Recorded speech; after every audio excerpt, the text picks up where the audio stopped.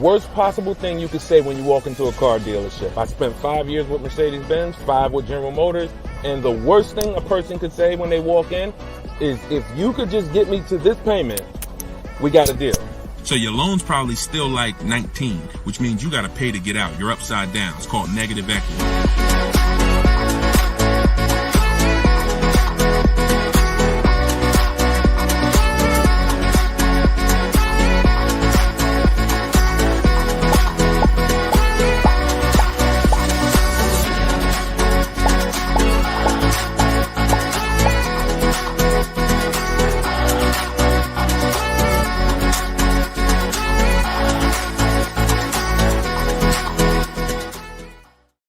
Welcome, everybody. Welcome to episode 7, I believe we're on, of Car Shopping Questions and Answers. We're live. Today is Thursday, 3 p.m. If you're watching this right now, then you are live. What we're going to start doing is we're going to start letting you know, because we do rebroadcast these shows all day, so you can, catch up on them. You can send friends and family to watch the rebroadcast, but right now you are actually with us live. So welcome. If this is your first time here, can you type a 1 in the chat? Shout out to the first time people. I just want to see how many people are new. You've never seen me before. You've never been on a live show. Okay, Troop Chat, I see you, Troop Chat. Good to see you. I always like to know, because most of you probably have never been on a live with me before. What's up, Black Hummingbird? Great to see you. So hold on, I got Instagram on my phone here. And as you come in, first of all, I want to introduce myself, because you don't know me. My name is Deshone. I go by Deshone the Auto Advisor. I spent 14 years in the car business, 5 with Mercedes, 5 with General Motors, and 4, I ran my own brokerage. Now what I've been doing since 2020 is showing you how to get below market car deals on purchases, leases, used cars, new cars, everything from home. I'm the author of the book, the digital book, Cars from Home, 7 Steps to Saving Time, Money, and Avoiding Dealerships. And during the show, for 30 minutes, as part of our welcome offer, you can get your copy for 75% off. It's normally $97, but in my TikTok bio, in my Instagram bio, and in the comment section, you can grab your book. You won't leave the broadcast, so you can make sure you get there before the countdown, but you'll still be here tuned in with us. So I want you to start typing your questions, and then Dolan, who's moderating, is going to pull them into the show, and we'll answer them one by one. Okay? Start typing your questions. I see we already got one from Michelle here on TikTok. Bounce back. Type your question on Instagram. I see you. Type your question in. And could everybody who shares, share? I'm only talking to the sharers. I know who y'all are, and I'm talking to y'all. Shout out to the sharers. And I'm still trying to find out. I might do a giveaway once a show for the sharers only, but I'm gonna have to figure out how to see them.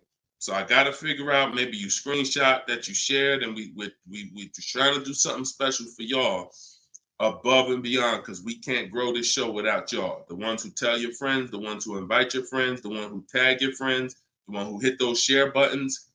Appreciate y'all. So we got something coming for y'all very soon. Okay? So pull the first question, and Dolan, let's get the show on the road. Okay, this one from TikTok. Leasing and maintenance versus purchasing and maintenance.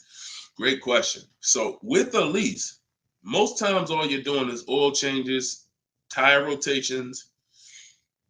If you got a luxury vehicle or import luxury vehicle, maybe they require like a brake fluid change. Like when I worked for Mercedes, you had a service A, service B, service A, service B. That's how it usually rotated. And the service B was, brake fluid change, but it's pretty cut and dry because it's a new car. So versus purchasing, then you're talking about long-term maintenance. Then you're talking about, which if you got a good car, you're usually still doing those things up front. But as you own it long-term, now you're doing things like, you're doing the recommended maintenance. So you might have a 60,000 mile service, a 80,000 mile service, a 100K service. These are all things that come in the maintenance book. And with the lease, 99 times out of 100, we're not doing that. So, it's a very, I'm not going to say we're not doing that, but whenever I lease, I'm not doing those services because we're out of the car way before we ever hit that mileage. So big difference. All right, go ahead. Next one, Dolan. Let's go. Black Hummingbird, and y'all forgive me because I got a little something trying to jump on me, but I'm just gonna flush it out. Praise the Lord, and we gonna get through this. So y'all see me all congested, it's because I am, but we good. My car was totaled in an accident. Sorry to hear that. How long should I wait before I get another one? How long can you wait? I'm not a fan of shopping with my back against the wall, but I'm a fan of, if you going to be in a rental car? Are they giving you a rental? Sometimes you only have 30 days with the rental before you have to pay. I don't know if you have a backup car, but that's going to depend. So what you need to ask yourself right now, because you have to replace that car eventually, I want you to ask yourself, and everyone on here, I want you to answer this question: how many years are you keeping in that car that you're buying? But first of all, who's shopping for a car now, or you will be in the next 12 months? Type me in the comments. If you're shopping right now, like Deshone, I'm in the market right now, or you will be in the next 12 months, type me in the comments. Okay, I see you on TikTok. Anyone shopping for a car? Michelle, she's shopping. Okay, if you're shopping for a car right now, or you will be in the next 12 months, type me in the comments. All right, Black Hummingbird. Yep, I see you. El Rel on YouTube, I see you. Jesus on YouTube, I see you. All right. The first question I want y'all to answer, everybody, is how many years you're keeping the next car? How many years are you keeping the next car? This is very important because this is the buying versus leasing question. How many years are you keeping the next car is the buying versus leasing question. So your Black Hummingbird, when you shop, is going to depend on how long you have. If you got a backup car, then there's no rush. If you don't have a backup car, then you need to find out, are they giving you a rental? Because that's going to dictate. I can't really give you any more information without knowing that. So if you want to tap in, follow up, we'll try to get your follow-up question here. All right, go ahead, shoot the next one up, Dolan, and let's see if we can get the follow-up for Black Hummingbird. I'm shopping by used. I don't even know what that means. Go ahead, Dolan. Okay, this one's from TikTok. My third live, I need a used car by June 1st, so lost.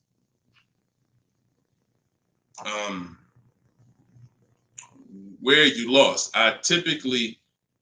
Everyone learns differently. So you have to ask yourself, how do you learn? There are people on these lives, we've already gotten DMs and emails saying that people use the show, they use the strategy, and they got cars. So we've only been doing these shows for a couple weeks now.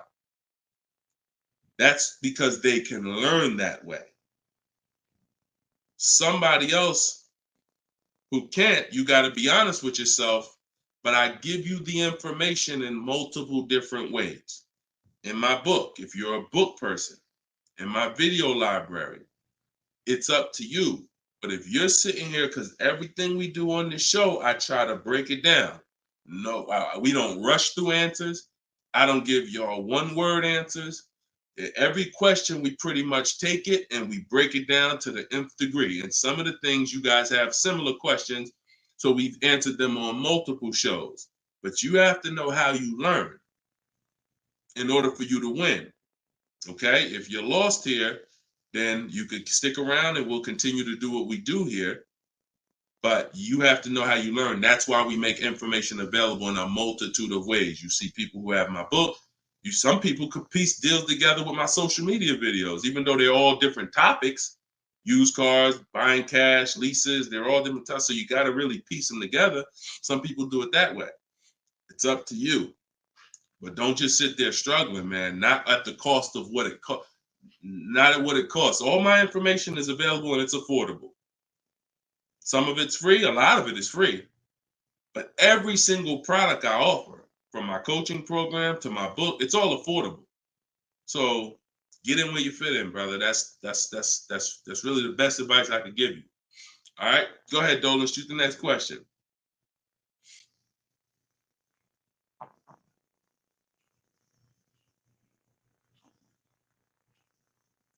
Okay, this one's from YouTube. LRel, what's going on? Peace, Deshone. I'm in the market for a used pickup truck for work.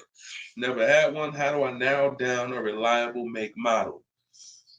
Okay, so if I'm looking at you, the question you're asking is about the quality of the car, not finding a good one. So, example, let's just say there's a Dodge, a Dodge pickup truck. I'm just making this up, and that vehicle has a low reliability score.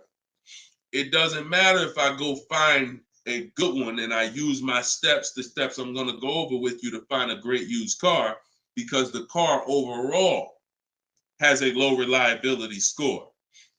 Some Nissans have a low reliability longevity score because of their transmission.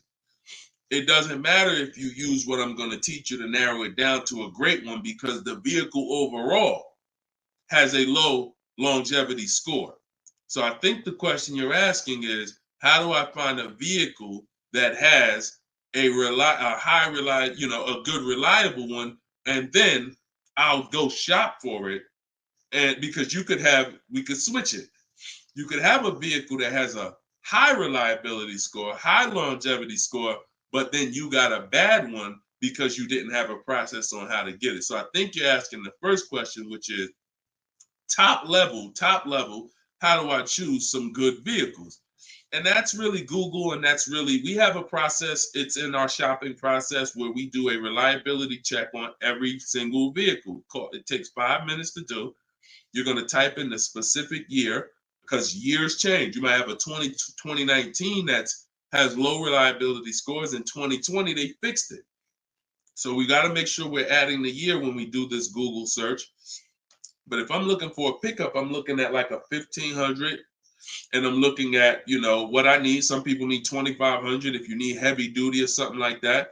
But then what you're doing is typing it into Google, and you're looking at all the competitors.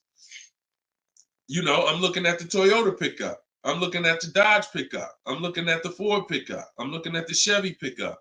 And then I'm just choosing, all right, which one of those do I like? All right, I like those two. Then I'm deciding which one I'm going to like. Now, if you're buying used, you can't test drive it, because you can't test drive a used car until literally you're ready to take it home. You can't go and test drive one here, because the one you end up getting may drive totally different. That's just the way it is with used cars. So oftentimes what you're doing with used cars is you're looking at it, you're looking at videos on YouTube, but you're going to narrow it down to what you like, usually what you see in supermarkets, parking lots, on the road. Oh my goodness. Lord Jesus, help me get through this. And then what you're going to do is you're going to do that reliability check. So you go to Google, you type in the year 2019 Toyota Tundra reliability. Then you're going to skim that first page. So that first page of articles is going to tell you all you need to know. If you see low scores, if you see 7 out of 10 reliability, just skim out. Don't pay attention to any site from a dealer. This is part 4. This is in my book, because this is step 4. Because the next step after this car passes this test is now we're going to shop for it. You can't skip this. So that's why this is a really good question. Some of you are skipping the process of doing a reliability, longevity, and initial quality check on the cars you're getting. And that's why you get cars that are in the shop every 90 days. It's not because you bought a bad one necessarily. It's because the car itself has a low rating. Transmission's going out on you because you didn't do a longevity check to see that car is known to have transmission problems at 80,000, 90,000 miles. So if you skip this little 5-minute step, it could cost you thousands of dollars. So you want to do that reliability, skim those articles. And then because you're keeping long term, you're not leasing, you're going to do the same thing with longevity. So you're going to type in 2019 Toyota Tundra longevity. And that's when you're going to see what they're saying about the car long term. Does it, transmission issues, engine issues?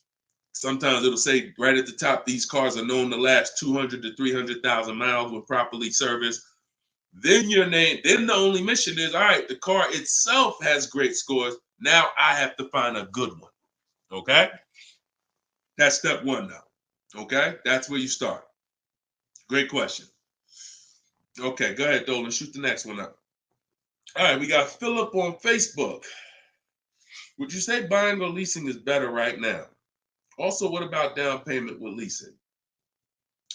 So, all right, you should never be in a position where you're asking yourself, should I buy or lease this car? Based on what you feel. Yeah, so I feel like I should buy. No, the buying or leasing question is based on how long you're keeping the car. I have something that I do that I teach called the 8-year rule. The 8-year rule says that if you're not buying a car to keep at least 8 years, you should be shopping for a lease. Reason being is there is no way for you to get a great deal on a car if you buy it when you should have leased it. Because lease deals, when you get a great lease deal, it's so good, it's so low, it's so much less money out of pocket that it will take a buyer years to catch up with you. We did a scenario in the last show where we compared this deal that one of our students got, Frina, who uses my stuff. And anyone who's using my stuff is going to get these deals if you follow my process. It's not, you don't have to be great. You could be a bad negotiator. It doesn't matter. As long as you know how to use a computer and do copy and paste, you can get these deals. But we compared her deal, what she got at $579 a month on this $65,000 car, and we compared it to a purchase, which would be literally $900, $1,000 a month. So how do we make this decision? Very simple. If you are not buying your car to keep for 8 years, you should be leasing it, because in the middle, y'all know when I break this out, if you've been on the show before, this is the depreciation scale. This is how your car goes down in value. I know some of you have been taught, I want to buy my car, I drive as much as I want. I don't want to pay for the miles. But you're paying for your miles. Because check this out. You buy your car here for $30,000. A year later, even if you don't drive it, it's no longer worth $30,000. At best, it's worth $22,000. If you don't drive it, 1 mile is probably worth $25,000. You lost $5,000 and you never drove it 1 mile. That's depreciation. So your car is depreciating like this. Year 1, year 2, year 3. That's why you flipping these cars, buying cars, trading them in 6 months, a year. You're losing at least $5,000, $10,000, but they'll hide it in a monthly payment. See, a cash buyer, you never do this. Some of you who are like, I pay cash, you never do it. You never buy a car, turn around, I don't like the car, I'm gonna trade this thing in. Because when you come in and they tell you, well, I know you just paid $35,000, but we could only give you $28,000. I just bought the car 6 months ago. You know what I mean? I lost $7,000 that fast? Yep, at least. You're like, all right, I'm not doing that. But with a payment, they'll hide it in the payment, and you don't understand. You just lost $7,000 in 6 months. So this is how you have to see this short-term ownership when you buy a car. My car is going down in value 20% the first year, 15% the third year. It's losing thousands of dollars. But if I keep it a long time, 7 years, 8 years, it starts to level out where I'm not losing that money anymore. If you have a car outside your house right now that you've had for more than 8 years, I want you to type the number of years you've had the car. Everybody on here, we're live. This is our 3 p.m. Thursday live show. This isn't a rebroadcast. So tell me right now, everyone who has a car outside, type how many years you've had the car. How many years? If it's 8, if it's 9, 10, 12. Had somebody on the last broadcast, somebody said they had like a 15-year-old car outside. You'll notice this. Gilda, you got an 11-year-old car outside. Here's what you'll notice. Your car is no longer losing value like this every year. Your car is no longer losing value like this every year. You're going to look and say, if let's assume right now, Gilda, your car is worth, I'm just making up a number. I don't know the car or nothing. Let's say it's worth $8,000.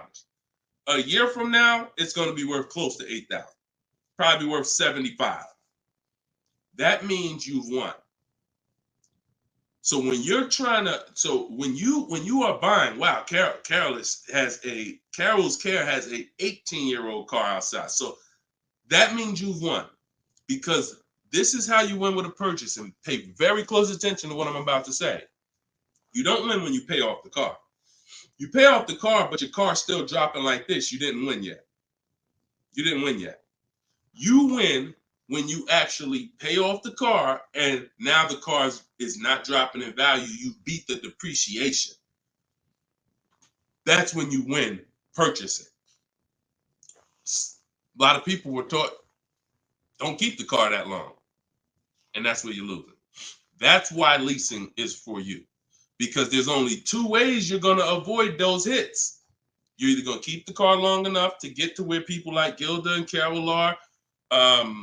Look, Big Rich has these are people who kept cars long term, or you're going to get great lease deals where you're paying pennies on the dollar and you're winning.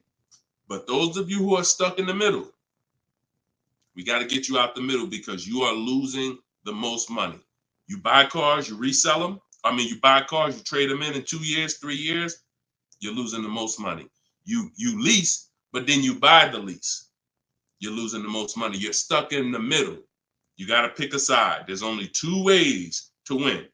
Great lease deals, long-term ownership. Anything in the middle, you're losing thousands and thousands of dollars in depreciation. All right, we clear? All right, perfect. Shoot the next one up, Dolan.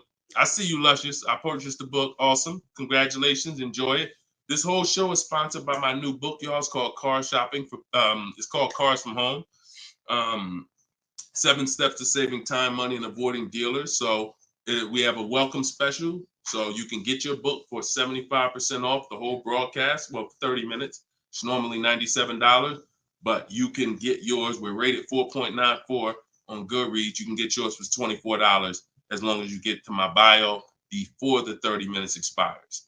And $97 is a great price. Because here's the thing. I got a lot of books on my shelf. I cannot tell you a lot of books that saved me a lot of money. And my goal for this book was to be one of the books where you look at and say, man, this book right here has saved me thousands and tens of thousands of dollars. And that's my goal for the book. And we've been doing well at that. So, all right, this one's from Instagram. Mission Green. I'm in a purchase for 2 years with negative equity. Want to get into a lease. How can I walk away with the least out-of-pocket cap? So, you're in a purchase right now. You realize, Deshone, I'm not keeping my cars 8 years. I want to transition to a lease. Okay, so what you're going to do, the first thing you're going to do is an equity assessment. Equity assessment is when you find out you're going to get the highest bid, because we never sell a car. We don't trade cars. We never replace a car without getting bids on it. We never buy a car without getting bids on it. We never take a loan without getting bids. So what we are doing is we need to get bids, because bids are going to tell us what is the highest offer we can get for our car, which means that would be the smallest amount of negative equity we could possibly have. So as you get these bids, you're going to get your payoff from your bank, call your bank, get your payoff, then go to CarMax. We like to get 6 bids. CarMax, Driveway, Carvana, Kelly's Blue Book Instant Cash Offer. Do not use kellysbluebook.com. It's nothing but a marketing website that it does us no good. Kelly's Blue Book Instant Cash Offer. Auto Nation Sell My Car, and Car Guru Sell My Car. Now, that'll get you 6 offers. And once you have those 6 offers, you'll know this is what my best case scenario is when it comes to my negative equity. That's my best case.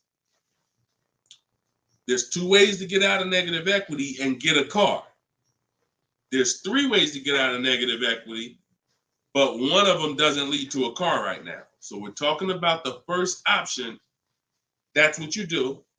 And you want to pay the difference. So you're going to get all those bids and you're going to look and say, okay, I got a $4,000 negative equity if I sell my car to AutoNation. They're the highest bid. Highest bid, 4,000 negative equity. I would not be taking any other money other than the putting it to the negative equity. If you got $4,000 in your pocket or anything and you're like, hey, should I put this down? No, we're going to get the next car with no money down. We need to minimize our negative equity by taking the highest offer from the online bidders. Now, once that happens, we close the gap, and that's the way to move. That's the best case scenario. So if you can't do that, then what you're going to do is you have to trade. This is the only time we trade cars. There is no other time where we are going to trade a car because you don't get the most money trading a car. You don't get the most money trading anything. If you think about it, if you got a lawnmower and I got a bike, and I'm like, man, look, I'll trade you my bike for your I'll trade you my bike for your lawnmower. Neither one of us is really getting the most money that we could get. That's a trade. It's like a little compromise. I take a little less because I got something you want, you got something I want. It's different than me saying, you know what, I got a bike. Let me see the most money I can get for my bike, and then I come back and pay you for the lawnmower. And this is how you have to see it. This is why we don't trade. Because when you trade, you're not making the buyer win a bid. You're not making the buyer bid. You're just saying, whatever you could pay me, I'll take it. That's why the first option I just laid out is the best option. But some of you don't have the cash to pay the difference. So you have to now forget about the old car right now. You shop for your new car and you get bids. So let's just say in that example, I find out I'm you. I can't cover the difference and sell to the online bidders. Now I'm going to start shopping for my lease. So let's say I'm shopping for a Jeep Grand Cherokee. I get my offers. I find out who wins the bid. I identify you're the highest bidder, and I'm going to that dealer and saying, okay, you're the best bid. Can you tell me what you could pay for my old car? I'm not telling them what I owe. That doesn't matter. I'm just seeing what could you pay for my old car?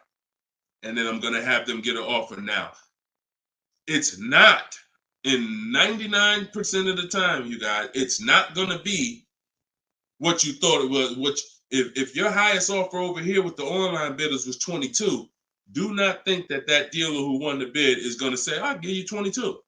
They probably say, the most I can pay for it is 20. And you have to take it because they can't win both bids. That's just almost impossible. The fact they're going to outbid all their competition on the car you're trying to buy from them. So I beat all these other Jeep dealers to win your business, and I'm going to beat CarMax, Boom, Driveway, all these other companies and pay you more for your trade. That's not going to happen. So that's why I say the first option is the best, because the second option, you're going to have more negative equity because the dealer cannot pay as much as the online bidder. So now that's what you would do, and you would tell them, okay, please add it to my deal, and you'd have to roll it into the lease over there. Third scenario where you can't get out is if you have too much negative equity. You're either going to need cash or you're going to need to pay the loan down. It's that simple.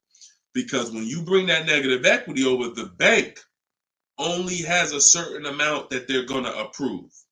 If you're buying a $40,000 vehicle, they're not going to approve $55,000 because you got all this 10 grand negative equity, 12 grand, you're just trying to slap it on.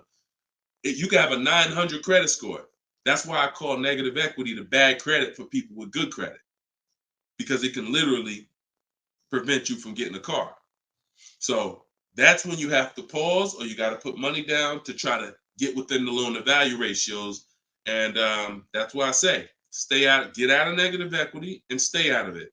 And 99 times out of 100, the reason for your negative equity is you don't lease. You don't lease. You buy cars, you take out 5-6 year loans on them, God forbid longer, 7 years, 8 year loan, and then you trade those cars in before the loan's paid off. That's what's happening 99 times out of 100 to cause people negative equity. And we got to, and that's the cause. So I just gave you the solutions, but I also want you to know the cause. And that because you're already moving to a lease, you already understand, which is good for you. You already understand, all right, I'm not buying cars anymore until I want to keep something 8+ years. I'm going to start leasing. So this should be your last time ever having negative equity. Okay, great question. All right, Dolan, let's throw the next one up. Great question, Mission Green. All right, we are live, y'all. It's our Thursday 3 p.m. live show. Shoot your questions in. Dolan's going to pull them in one by one. We're going to try to get through as many as we can. What's the best way to start about negotiating from the online price? Is this for a new car or used car? This is RT. I don't want to mispronounce your name. How do I get your book? S. Lewis, it's in the comments. Dolan, can you make sure we got the comment for S. Lewis here on YouTube? For those on YouTube, in the comment, we should have a pinned comment where you can just click it. You go to deshonsbook.com, or you might be watching us on a screen. If you're watching us on a television screen, you can scan that QR code with your phone, and you can get it that way. If you're watching us on TikTok or Instagram, you can go to my bio. There's a link in my bio, and you can grab your copy. And you won't leave the broadcast. You'll still be able to hear us, but you can get your copy before that 30 minutes expires and the book goes back up to $97. Okay, when are you really live? I'm live right now, TFD. I don't want to mess up your name. So, all right. So I can't wait for you to answer, but what's the best way to start negotiating from the online price? So let's just assume are you talking about a used car? If you're talking about a used car, here's what you got to know. There's two types of dealers. One dealer posts great prices and sells cars very fast. That's I didn't witness this until I worked for a Lexus dealer. I worked for Lexus for like 6 months. It wasn't for me. Great car, but it wasn't for me as far as the dealership. It's just I had already sold Mercedes. Mercedes was a little bit more exciting clientele because it's just a bunch of different people. There's luxury people, there's sports people, there's performance people. So I went back to Mercedes. But what I saw with this dealership is this dealership was big on volume. Great price, not going to mark the car up a lot. So if you come in thinking, or if you call thinking, hey, take $3,000 off because you're programmed to negotiate, you're not programmed to know a good price. See, when you know the used car market, which is what I teach, this is what I teach in my book, it's what I teach on the show. You need to know the used car market because, and remember what I'm about to say, this is very important. What's hurting you is you don't even know a deal when you see it. I've had people who are looking, I'm literally making them an offer that I know the dealership is daggone my manager don't even want to do this deal, but they need it. We need the deal. We behind on our numbers. I'm selling the car. We ain't making, it's like pretty much a break even triple net deal. And they're still looking and questioning it. There's nothing we can do. And the reason why I never get in that situation, and the people who listen, if you listen to me, you'll never be in that situation, is because when you have multiple offers, you know a deal. See, the reason why those people would question if this was a deal, they didn't have enough offers. They didn't see that there's offers $2,000, $3,000, $4,000 more than the one I was making them to know confidently, Deshone, this is better than every offer I got so far. Let me take this and get up out of here. So you don't know a deal when you see one, and that's hurting you because someone who knows a deal, like me or like somebody that listens to me, give you an example. Some of you are in the same town as some of you have my book. And some of you are actually shopping for the same car that someone else on here is shopping for. that means y'all are competing. So someone who's using my stuff and who knows a deal and who's sitting here talking to multiple dealers while you looking at one dealer slow and doing this, they're going to get that car out of before you even have a time to wonder if this was a good deal. Oh, you know what? That is a good deal. Let me call them back. That car's gone. It's gone. So that's the first type of dealer. They price the cars to sell, and they're not going to be online for more than 24, maybe 48 hours, and they're gone. The other used car dealer is dealers who price them high, and they prepare to negotiate. They're ready because they know people want to see a discount, and they're waiting for somebody like you to come in and say, okay, knock $2-3 grand off, you know. But if they're overpriced, what does it matter? If you're overpriced $3,000, $4,000, $5,000 and you take $3 grand off, you're still, it wasn't the best deal. So don't think so. Some of the best used car deals, when I bought my Infiniti truck, he literally only had $800 he could give me when I got there. I didn't ask for it when I was on the phone because, again, what I say, I'm trying to teach y'all the psychology. I don't want you to know everything that goes on behind the scenes. I just want you to know what to do. But every now and then I got to tell you why you should be doing this. When that car comes on and that dealer knows this is the best price in the market, this car is not going to last for 48 hours. You call them and say, hey, could you do another 1,000 off? Click, not even interested. One, the car just got here. I don't know who you are. I don't know if you're serious. Listen, we ain't got no time for that. What we do when we find that best car is we know we've done all our research online from home. I'm on my way. Only thing I need to know is, has the car been smoked in? Because I can't see that online. That's the only thing. We verify that there's no fake fees, because some dealers will price a car low and then they add fake fees because they want you to come without even asking them about the fees. And the second type will, hey, the car's been smoked in, and if you don't ask them, you'll get there and be like, oh, car smells like smoke. That's the only two things we verify. No bogus fees. Nope, hasn't been smoked in. I'm on my way. Then when I get there, we test drive. Car meets our test drive. All right, boom. Can you do another 500 off, 700 off? Because I already know it's the best price in the market. See, when you know the market, you negotiate intelligently. When you don't know the market, you come in, hey, listen, take $3 grand off. You don't realize you look ridiculous. I don't want you looking ridiculous saying, yo, man, I can't do it. You haven't done your research. I don't want you leaving, oh, man, that dealer don't want to make a deal. No, you didn't know a deal. And you leaving and you like, oh, man, I'm going to find somebody. So this is the science of car shopping online. This is the science. You got to be able to know, is this car the best price in the market? If so, I'm not going to ask for any discount until I get there. Because once they see me, I drove it, they know I'm serious. I know the car's the best price in the market. Hey, can you do another 500? Even if they say no, I know they won. All right, I won. But if they say, yeah, listen, I wouldn't normally do it because the car just got here, which is true. I know that. But, you're here. All right, $500, we got it. Or, hey, look, can we split it? I really don't have the room. In which case, we know they're telling the truth because we know the market. You got it. We'll do it.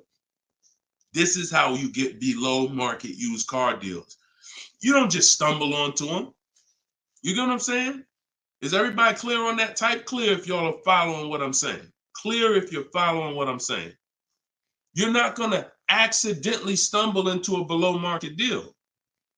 It takes strategy to get below market deals. If everybody could get below market deals, they wouldn't be below market deals. They'd be average deals. Does that make sense? All right, glad we clear. I see you, Michelle. All right, shoot the next question up, Dolan. Let's roll. Let's keep it going. I see you, Rose, on Facebook. All right, Blooming Chosen One from Instagram. Almost done closing at 1%. Let's go. Come on. Come on. That's what I want to hear. Come on. If y'all don't understand, Blooming Chosen One is about to close a 1% lease deal. That means her lease pay, I'm assuming that this is a woman. I can't see, so forgive me if there's no picture. She's about to close a lease deal at 1%, which means her lease payment is 1% of the MSRP, no money down. I just want to make sure it's clear, chosen one. We don't, if it's money down, it's not 1%. It should be like $400 a month. I'm giving you $400. Car's $40,000. That's 1%. So, any tips on techniques for finding great deals on insurance? I use Insurify or I'd use Jerry. These are apps that shop on websites that shop multiple carriers. And I know it's Kayak and stuff like that, but what I found is Insurify has like insurance companies that we don't know about. It's painful shopping for insurance unless you have something that's actually, because think about all the insurance companies around us that will want to give us auto insurance. We don't know about them though. Small companies, they don't have the advertising budgets. So you want a tool that's going to connect you with all these insurance companies, not just the big name ones that we all know, Liberty Mutual, State Farm, that got the, $1 billion marketing budget. Some of the smaller insurance companies, we want to get those offers. And so Insurify.com, I'm not sponsored by them. I just love multiple offers. So I love multiple offers. And so any tool that gets me multiple offers on anything, I love. So yeah, that's what I would say. So keep me posted. I told you, I want to see your deals. See, she didn't even say what car she's looking at. That's how we know. See, people with no skills, all they talk about is the car. Just got the new Range Rover. Yep, just treated myself. Retirement gift. All they talk about is the car. And I'm not stepping on your toes, but you like Deshone, that's me. That's me. I know who I'm talking to. When you start getting skills and buying cars, making people bid 90 minutes from home, using my systems, the first thing that you're excited about is the deal. The car's second, but the deal's, once this deal's closed, now I'll get excited about the car. All right, good job. Great job. I love it. Go ahead, shoot the next one up, Dolan. All right, from TikTok. Is it true that there is no need for down payment? That if you do it, it goes to the salesperson's commission. If you do it wrong, if you are doing a down payment, it's between you and the lender. If you go in and you're a payment shopper, then your down payment is usually going to go to commission. A payment shopper says things like, how much does that car cost a month? Okay, that's a little high. Could you get it to, could you get it like under 6? That's a payment shopper. No idea about the numbers, just talking about payments. If you stop doing that, and if you've done that, see, I don't want to, look, I hope we're building a community here where people could be honest. If you've done that, type ouch in the comments. If you've gone into a dealer, looked at a car, said, how much those run a month? What kind of monthly payments are on those? And I know that there's some people who are not gonna be honest, but this is how a lot of people shop.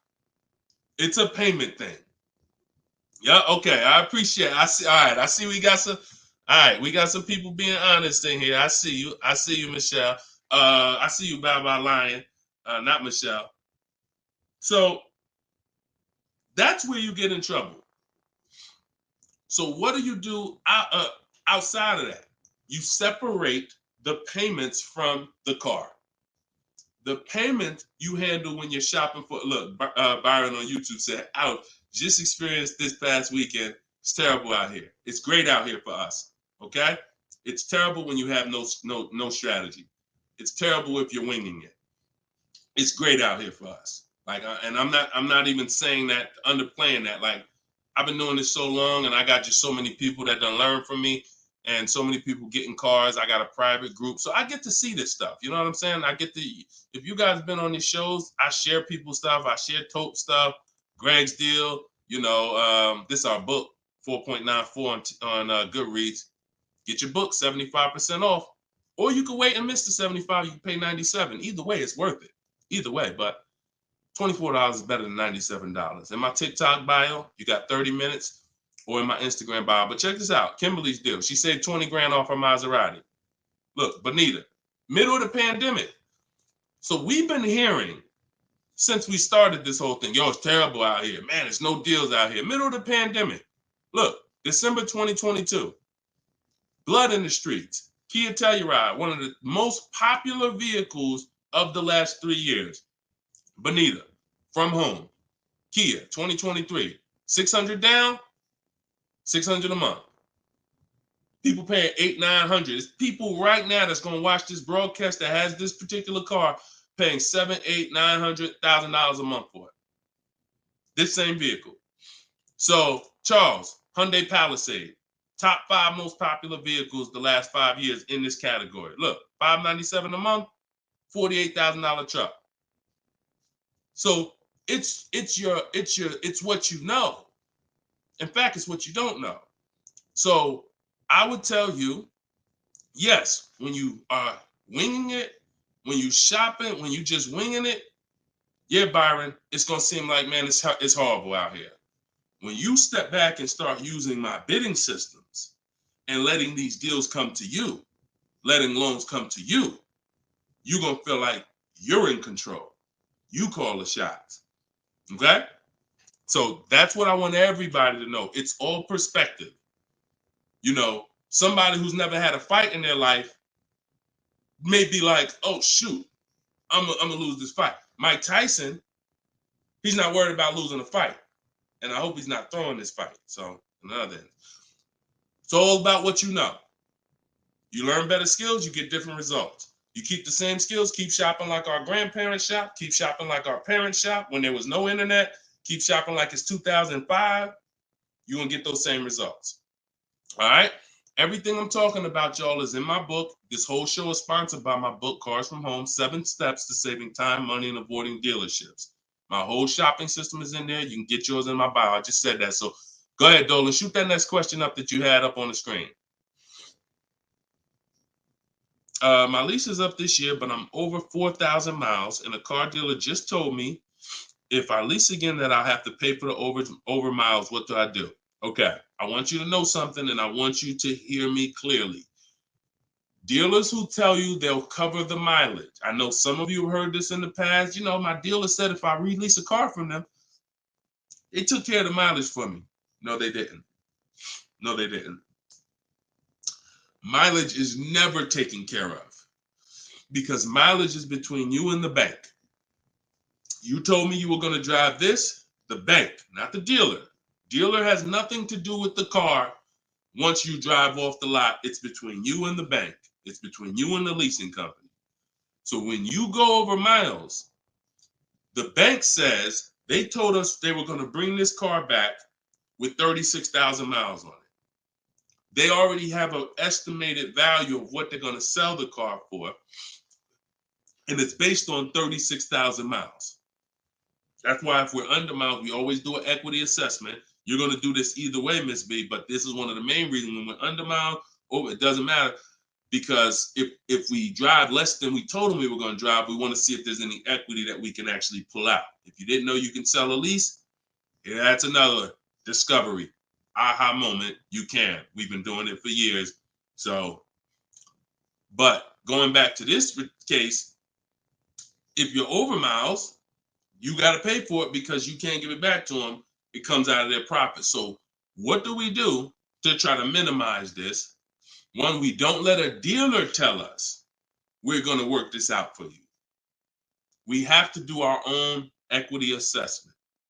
So you want to see what your position is. You want to call the leasing company, get your payoff. This is the second step in my process. Once you know whether you're going to buy or lease again, that's step one. Now, if you have a car to replace, you own it, you lease it, doesn't matter. Anything you're replacing, we got to do an equity assessment on it. So we're going to call the bank, get our payoff. If it's paid off, obviously we don't have to do that. And then you're going to get that payoff, and then you're going to get those offers I talked about earlier in the show. If you missed it, I don't want to go through the whole equity assessment process because we already did it. And for the people who've been on here, I don't want to repeat the whole thing. But if you go on YouTube, if you go on Facebook, you'll be able to see the broadcast. Go to the section on equity assessment and follow that process, because you need to see, can I sell this vehicle and break even, get out of it, Or if I have a mileage penalty, you know, does it make more sense for me to actually get out now, which in a lot of cases it probably won't, because you have payments remaining. So if you got out now, see, if you sell it, it's clean. So if you sell it, and it goes back to what we were talking about with what somebody asked the question about the negative equity. Let's just say I'm you. I do my equity assessment. I find out to get out of the lease, I gotta contribute like $1,000, but I could get out now. When I sell a lease, there's no penalty. It's literally no payments due, nothing. It's everyone's whole. That's the only way. Everyone's whole. My second option is I got to account for the payments I have left on my contract. If I got 5 payments left at $500 a month, that's $2,500. Does it make more sense for me to get out now and pay those payments? Probably not. Or does it make more sense for me to just wait and take the mileage penalty? So those are the 3 things you're comparing. Selling the car, and you're seeing what's the least money that comes out of my pocket. What's the best of those things? Selling the car, getting out now and taking the payment hit, because all those payments are going to be due. They're going to have to be rolled over to your next vehicle, or driving the car until you get close to the end of the lease, and maybe maybe it depends on how much you drive per month. And maybe you're 8,000 miles over, and that's a $2,000 mileage penalty. So these are the things you have to think about. But I'm telling you that if you just walk into a dealer and say, hey, could you work this up for me? Now you don't even have the luxury of guaranteeing you got the best price on the car. So now, because they see you as desperate, oh, she needs help. She don't know what she's doing. So let's just work these numbers, move these numbers around, and tell her, hey, we got you to this payment. Does that work? Now you're a payment shopper and you don't even know. Just give me to a monthly payment that makes sense. You didn't realize that you overpaid, and they're packing that deal, and you overpaid by probably $4 or $5 grand because you wanted to let them do it. So those are 3 scenarios, and it all starts with the equity assessment. Because like I said, you might be able to do that equity assessment and find out, oh, I could come up with $1,000 and I'm out of this thing clean right now. Or you might break even. It depends. That's why it's always an equity assessment. Equity assessment is probably everything in our process is important, but my God, skipping the equity assessment, you're skipping probably half of your transaction. Okay? And if you don't know how to do equity assessment, watch the show earlier. If you have my book, it's all in there. It's up to you. Go ahead, Dola, shoot the next question. Bought your book. Thank you for doing this. Thank you, Michelle. Enjoy it. Use it. Use it and win. For the rest of your life, use that book. And it's a digital book, so you don't have to worry about when it needs updating. I just update it. You'll open it one day. Like, let's say you get your car now. A year from now, you open up that book and you're like, all right, I need another car. My spouse need a car. My child need a car. Man, wait a minute. There's different stuff in here. That's why you always keep the email I send you with the master link in it, because that's where I update the book. All of you who got the book, when you download it, don't save the email, because when you click that master link, that's where I update the file whenever something changes. So, and I couldn't do that with a print book. I can only do that with a digital book. Yeah, don't worry. I don't do trades, J. Paul. So if you ever see somebody selling crypto, all of that, like anybody with a decent amount of followers is going to have knockoff accounts. Like, I do car education. That's all I do. I don't do crypto. I don't do none of this other stuff. It's been fake Deshone the Auto Advisor accounts since we was on TikTok. We got 1.5 million followers on TikTok. The fake Deshone the Auto Advisor account started popping up. Nothing we can do about it. You got to watch it, though. Watch it. Okay, this one's from Instagram. Considering a lease of a Lexus electric vehicle. First-time lease customer. Do you have any advice shopping for a lease premium electric vehicle? Same process. Same process. My system doesn't change. I'm gonna tell you, there's only one scenario where it changes, but electric cars, look, doesn't matter. Look at Sean. Bids. F-150 XLT electric. Bids. $73,000 vehicle. He got it for 57. He saved over 20 grand.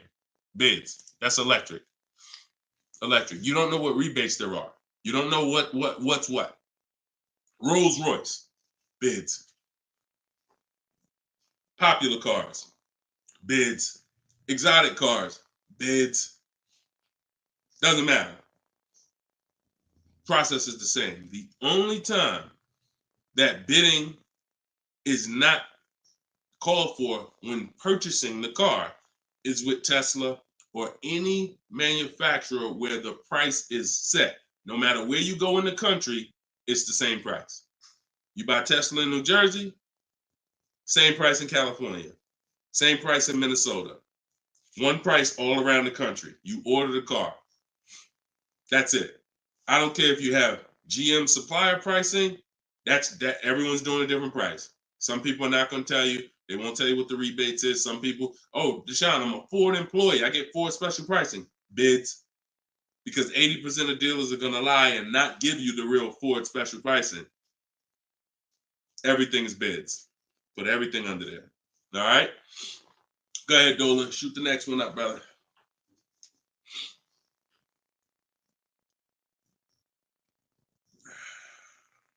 No, you don't bid. You don't bid, Coco. You're making people bid. This one bounced back, Brian from Instagram. What's up? Hey, bro, I recently financed a BMW 330M, but the problem is they gave me a high APR. Sounds like a payment shopper. Listen, we got to take responsibility. You accepted a high APR. Now, how do you get out of it? Only way is to refinance. You can refinance or sell a vehicle. And so bids, what we do is, see, now let's just say for an example, you use our system we call the bank bidding war. Bank bidding war is 3 rounds. We check to see if there's any special interest rates. 1, no special interest rates on the car, which is BMW 330M, probably not. You never know. But then if there's no special interest rates, we go and we get bids and we find a dealer that's going to sell us the BMW M for the lowest price. And it doesn't matter, popular cars. I had a young lady earlier this year. Well, no, that was last year. She was looking at the brand new X4M, redesigned, just redesigned, brand new body style. She got her offers. Best offer was $3,000 below MSRP. Worst offer was like $5,000 over MSRP. Brand new, newly designed, fresh in the country. No one's ever seen it. Bids, she got $3,000 below MSRP. When people are paying thousands more than that. So it doesn't matter the car. Now, once we, but that's the bit, see, that's the part where I say you separate the loan from the car. You separate the loan from the car. We find the dealer who's going to sell us the car for the lowest price. Once that's done, now this is when we talk about the second round of the bank bidding war, which is my bank, my credit union, online lenders, not the dealer yet. The dealer is round 3. The dealer's banks, the dealer's credit unions, that's round 3. That's the final round. Second round is I'm coming home, getting my bank, my credit union, online, giving them my information, going online, car loans online, looking at everyone that I can find that gives car loans in my area. Letting all these people run my credit, because if you do this right, it doesn't affect your credit other than one hard inquiry. It shows all the inquiries on your report, but when you rate shop using the bank bidding war strategy, at the end of the window, it only weighs on your credit like one hard inquiry. But you got to do this in this small window. It takes 2 days. First one is all of those bank, that's the round 2. So now let's say my best rate from that round 2 is 7.9 interest rate. Okay, round 2's done. Now I'm calling the dealer who won the bid, who has my car waiting. I already reserved it. And I'm saying, okay, my bank or this bank gave me 7.9. If you guys can beat it, I'll give you the business. Now round 3 starts. with the dealer going to work. That's when the dealer's bank. See, the problem is the dealer was your first offer for financing, or one of your first offers. The dealer, when properly done, is our last offer. And so if he came back and at the end of those rounds, 8.99 was the best rate, you wouldn't have a question. You wouldn't be questioning it. You wouldn't be saying, oh, man, how do I get? You would still be considering refinancing because that's still the solution. Whenever rates get lower, you refinance. But you wouldn't be it wouldn't be they gave me that. It would be that was the best rate available at that time. So that's why you need to get bids for future reference. But in your case now, all you can do is find somebody to refinance the loan. And that's what you do. Type in car loan refinance online. Call your bank, call your credit union. Hey, I'm looking to refinance and see if they can be 8.9. Okay. For future reference, though, bank bidding war. Okay. And that's, we gotta, we need to, I want to get you to the point. You gotta, it's up to you. Use this. Everything I'm telling you is simple. Nothing I'm telling you is rocket ship building. This is all simple online processes from a computer. We got grandmothers doing it. We got introverts doing it. Doesn't matter. We don't even talk. Has anybody heard me say anything about talking? No. We're using online tools to get these processes done. That's why they work for everybody. If you had to talk, then yes, you could mess it up. But this is for the future reference. We want to guarantee that we got the best price. And the only way we're going to do that is with bids on everything. Okay? Go ahead, Dolan. Next question. Great question, huh? All right. This one's from TikTok. Can24 Loco. Is a lease worth it if I know I'm going over the miles? You pick your miles. I had somebody no, I don't even want to talk about him. Somewhere along the line they told him it was okay. So you pick the miles on the lease, and I would never in a million years pick less miles than I need. 10,000 miles per year, 12,000 miles per year, and here's what happens: if you see somebody who's intentionally picking less miles to save $20 and to go from 10,000 miles a year to 12,000 miles per year is probably like $20 a month.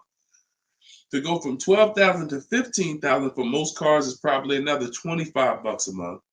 So the difference between 10,000 miles per year and 15,000 miles per year, 15,000, no penalties. Deshone, I know I need 15,000, but I took 10. So you're going to do 15,000 anyway, and you're going to be penalized for the 5,000 per year over at 25 cents a mile. Instead of paying the additional $45 a month, which would be way less than the penalties, because 5,000 miles per year, 15,000 miles over at 25 cents a mile is $3,750. $45 a month times 3 years is $1,620. Numbers are numbers. $45 a month more to my lease contract from the beginning, because that's the mileage I really need. I'm paying $1,620 extra over 3 years to have a comfortable lease experience, no penalties, and I can enjoy my lease. Versus taking 10, knowing I'm going to drive 15, and then looking and saying, dang, I'm over miles by 15,000 miles, and how can I avoid this almost $4,000 bill that's coming? Choose your mileage wisely. Deal structure. Step 3, I got a whole step in my process on deal structure. This falls under deal structure. So we never take a lease knowing we're going over the mileage. We just never do that. We're setting ourselves up to not enjoy the lease. For what?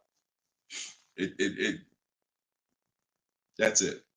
Step 3 in my process, part of deal structure, I got a section in my book on this, is choosing your mileage wisely, where you look and estimate how much you drive, Or if you have a car, you just look back and say, all right, I drive 12,000 miles per year. You can look back at what you drove. If you don't have a car, then you're just going to look and say, all right, how many miles do I drive to work? Okay, and you add the miles up, and you'll see throughout the year. Oh, plus I'm gonna take a vacation. I want to go down. I want to go on vacation 2 times a year. That's gonna be another 1,000 miles each. All right, perfect. I need 14,000 miles a year. It's a 5 to 8 minute exercise, but you haven't been taught to do it. So there's nothing in I don't skip anything because I've been doing this since 2006. I've seen thousands of scenarios working in dealerships, General Motors, Mercedes, thousands. And every time I see something that is horribly wrong, that's costing somebody money, I just made sure I added it to my process. Okay, I'm gonna make sure anybody who listens to me doesn't do that, because this is what happens when they do that. So we got to choose our mileage wisely to actually enjoy our lease. Okay. All right, y'all. Look, we hit 1 hour and 6 minutes. I'm gonna wrap it. I usually try to go like 1 hour and 15 minutes, but as y'all can see, I'm actually struggling to get through this. I need to go and get me some tea, and that's what I'm gonna do. This is our second show for the day, and some of you may be watching us on a rebroadcast, but right now we're live. We've been live Monday, Tuesday, just so y'all know, and I'll probably have a link in my bio by tomorrow to our calendar. But most days we're going live Monday and Tuesday, Thursday and Friday. We're going live at 12 noon Eastern time, 3 p.m. Eastern time. So that's when our show is going to air live. And every time you see us on a rebroadcast, we're going to have a sign on the top that says rebroadcast. So y'all know, okay, this is a rebroadcast in case I couldn't watch the whole show. I was at work. So we rebroadcast all the time. But yes, always a pleasure, y'all. Let's keep winning. Shout out to the people who got my book. I appreciate y'all. Thank you to those who reviewed it, who helped us get to 4.94 on Goodreads.com. I appreciate you, and continue to use the book and continue to unlearn the bad stuff you learned about car buying. If you don't hear me say it, that's because I don't do it. And no one who listens to me does it. You hear somebody say, yeah, I was in the dealership. I was in there like 4 or 5 hours, but man, I was using what Deshone teach. You wasn't using what I teach, because we're not in dealerships more than 30 minutes. 30 minutes, tops. If we in there for more than 30 minutes, you could clearly say, this ain't what Deshone teach, because I'm only here to test drive, or I'm only here to pick up my car if they don't deliver. That's the Cars from Home way. So you can get your book in the bio, 75% off, as long as you didn't miss the countdown. Even if you missed it, it's $97. Great price, but all right. Let me get up out of here, y'all. And always a pleasure. God bless y'all. And make sure you like and subscribe if you enjoyed the content. Tell a friend. All right. I'll see y'all on the next show. God bless you all.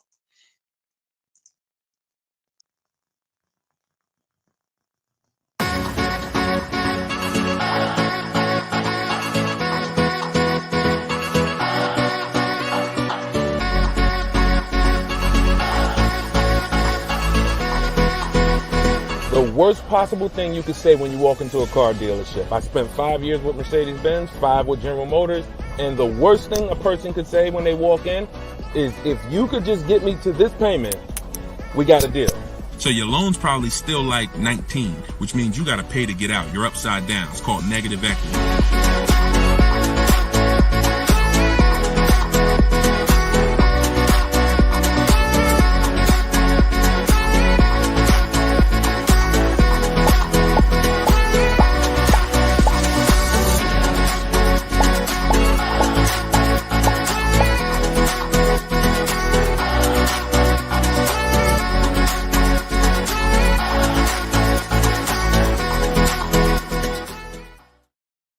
What is going on, everybody? Welcome to episode 9. Maybe episode 8. Either way, I'll make sure the right episode is in the comments. But welcome to Car Shopping Questions and Answers. This is our live show. It is Monday. This is our noon show. We want to make sure that you know when we're live and when we're rebroadcasting.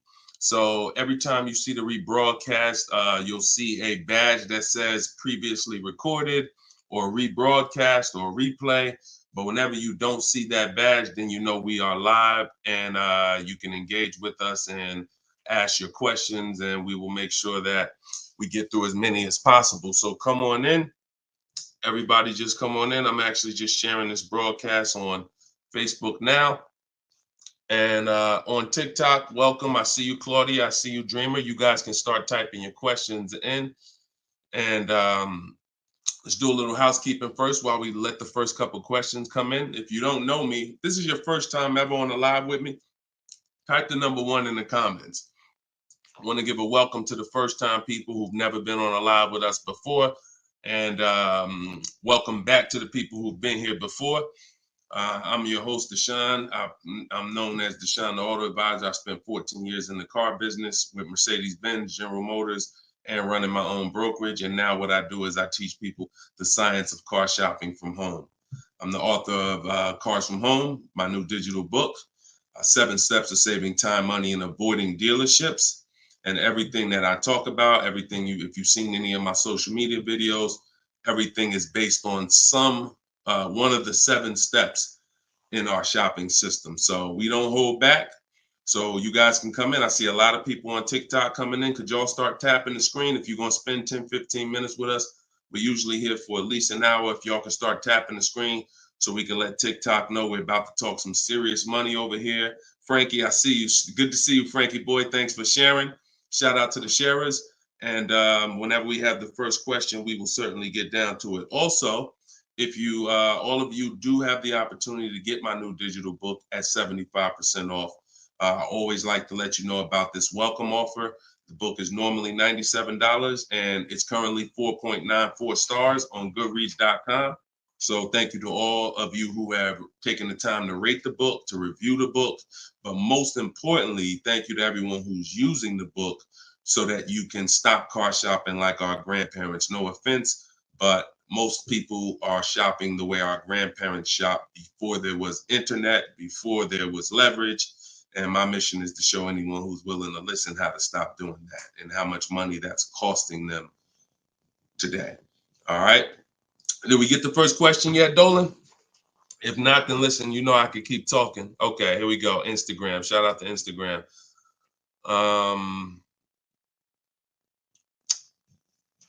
All right. How long should you wait to refinance? It's a good question. I would refinance when it makes sense. If you have rates are high right now compared to where they were a year ago, 2 years ago, 3 years ago. So if you guys are in a higher interest rate than you could qualify for today, then you want to refinance as soon as possible. If you have an 8% rate and you could refinance to a 6% rate, you guys know on this show, if I talk about the money, 2% on a $30,000 loan is thousands. That's not hundreds. So if you have it, on some of you have improved your credit. So you may have had a lower credit score a year or 2 years ago when you got your car, but now your credit score is higher. So you want to make sure you are following this guideline though. Most of the people who want to loan you money want you to take more for longer. That's just what they want you to do. I am of the mindset of you don't want to stretch the loan out long. You don't want to stretch the loan. You don't want to stretch so if you've already paid for a year or two, you don't want to stretch the loan out longer because they'll want you to take it longer. They'll tell you right up front, if you take a 6-year loan, your payment's going to be this. Meanwhile, you've already paid for 2 years. Don't fall in love with the new lower payment. Fall in love with paying as much as you can at the higher interest rate. So if you can pay a higher payment for 4 years, pay the highest payment you can to get the loan out of the way faster. Don't be tempted to stretch out the loan and go longer with it. Or else you're falling into that trap. Like I said, people want to loan you money, want to lend you more for longer. They take it for 6 years. You could always pay it off earlier. They're hoping you don't. Okay, so that's typically the rules of thumb that I like to follow. All right. This is from Instagram. Well, this is Luna. I was desperate and just got the first deal. I set a very high payment. Can I refinance for a smaller amount? Luna, weren't you on the show a couple of days ago? I was desperate and just got the first deal. I set for a very high payment. Can I refinance for a smaller amount? It's probably going to be early for you to do that. Did you? Hold on one second. If you hold on, let me open the Instagram comments so I could actually see. I know Dolan's bringing the comments to the show, but I want to make sure I could actually see the Instagram comments. Hold on. Okay. So because if you just got the vehicle, I mean, you could try to refinance, but it depends on how high of a rate they gave you compared to what you could have gotten if you would have followed like our bank bidding war process. You bought a brand new 24 Mitsubishi. Okay. Haven't you been on the show, Luna? This isn't your first time, right? You've been here. You've been with us for a couple. You've been with us for it was in December 2023. Okay. I appreciate it. Thanks for the information. That's why I wanted to see the comments so I could actually have the dialogue with you. Yeah, I mean, that's all you could do. You could try and you could try to refinance online. You can go on Google and type in auto refinance online and start to see what those companies look like and see if but you need to know your rate, and then you need to know what the companies that'll refinance you are offering you and see if it makes sense. If you got a higher rate than you could have gotten, then certainly you can refinance. If they got you the best rate that you could qualify, then you may have to wait a little longer, but usually, it doesn't hurt you to check, especially if you're in a considerably high interest rate. You certainly want to see if there's a possibility, because like I said, 2 points, 3 points on an interest rate is thousands of dollars, not hundreds. All right, TikTok, y'all gonna spend some time with us. Can y'all tap the screen and shoot the likes up if you're gonna talk money with us? Here's the thing, y'all. I'm gonna be honest with y'all. Y'all know I've been this way from day one, and I can't be any other way. I'm considering, and some of you know, I'm gonna tell y'all a story because I'm gonna keep this real, real, right? So in 2021, we did a podcast. It was called the Auto Advisors Podcast. The Auto Advisors Podcast got 10,000 downloads in the first 90 days, which was a great metric for a new podcast. I stopped it. You know why? Because we're in the way the podcast is, and I'm just keeping it 100% with y'all. I'm never going to stop doing the information. But if people don't engage with the show, then we'll just keep the rebroadcast going. The rebroadcasts are great. I'm 100 for my lifestyle, for my getting the information out. We do tons of free social media videos. I just don't want y'all to be questioning, Dad, why Deshone not doing the live show anymore? Because the live show needs to make sense. I've been telling y'all to share. I look at the shares. I see the people who come regular. I see not a lot of people share. All good.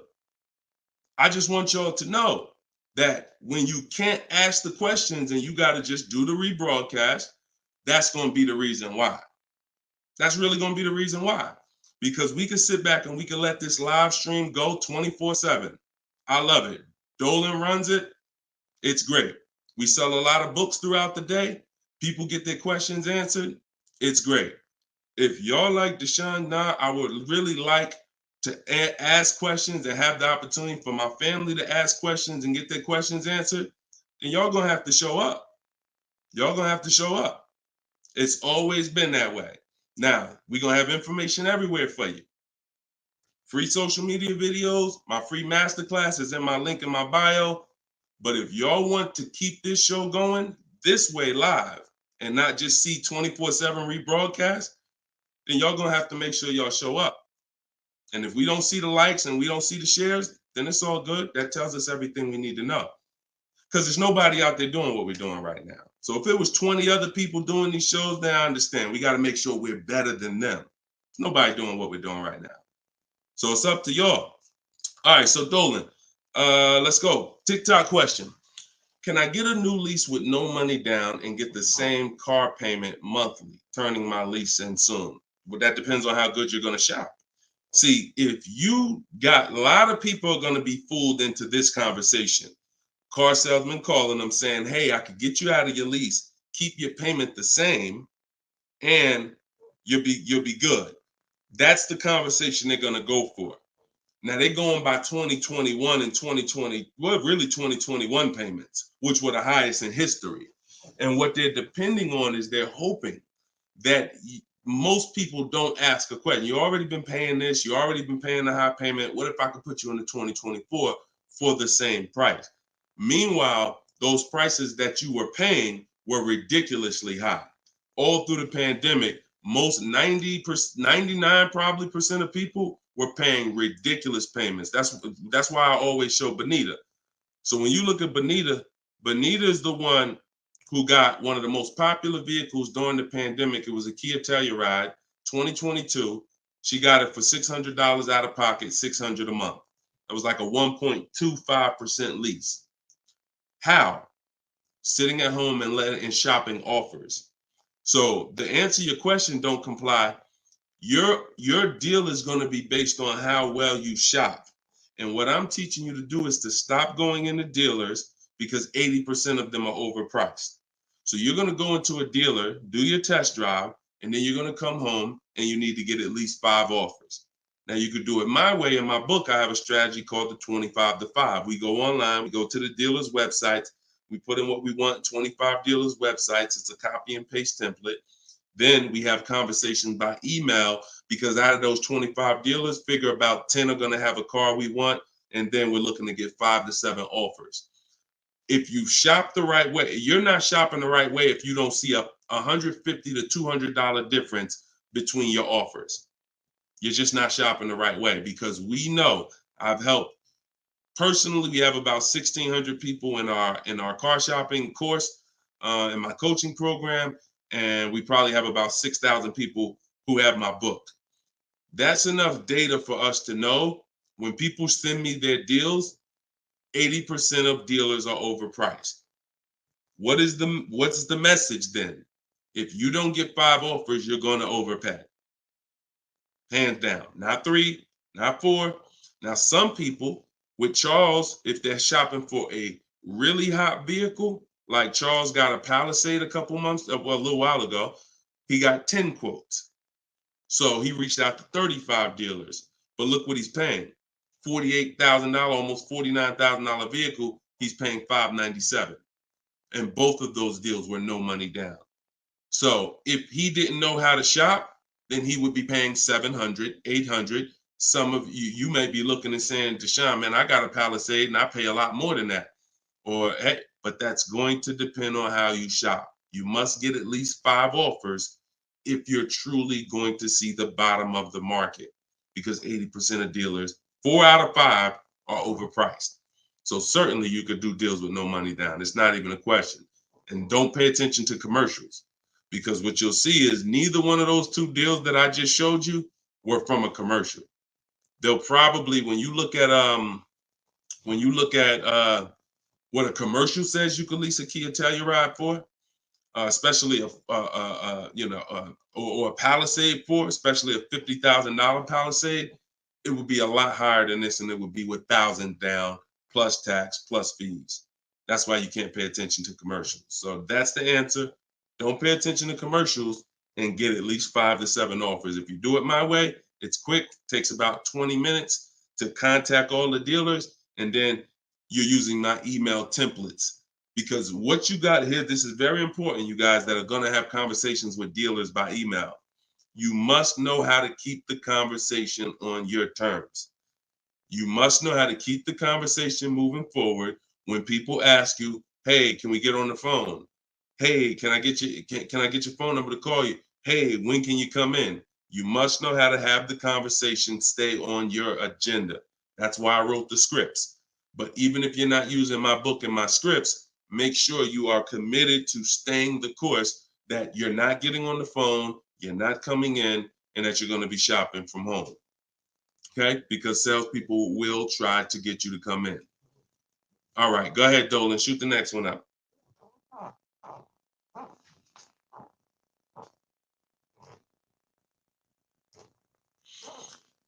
Okay. Hi, the dealer wants to run my credit card. I just watched one of your videos and you said don't let them do that. They want to run your credit card for what? Let's give Bless the chance to type. Are you purchasing something?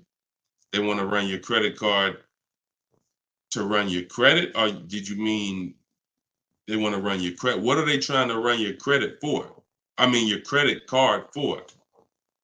Now, if you have made a deal with somebody, you know, when we make a deal online, oh, you mean running your credit? For what?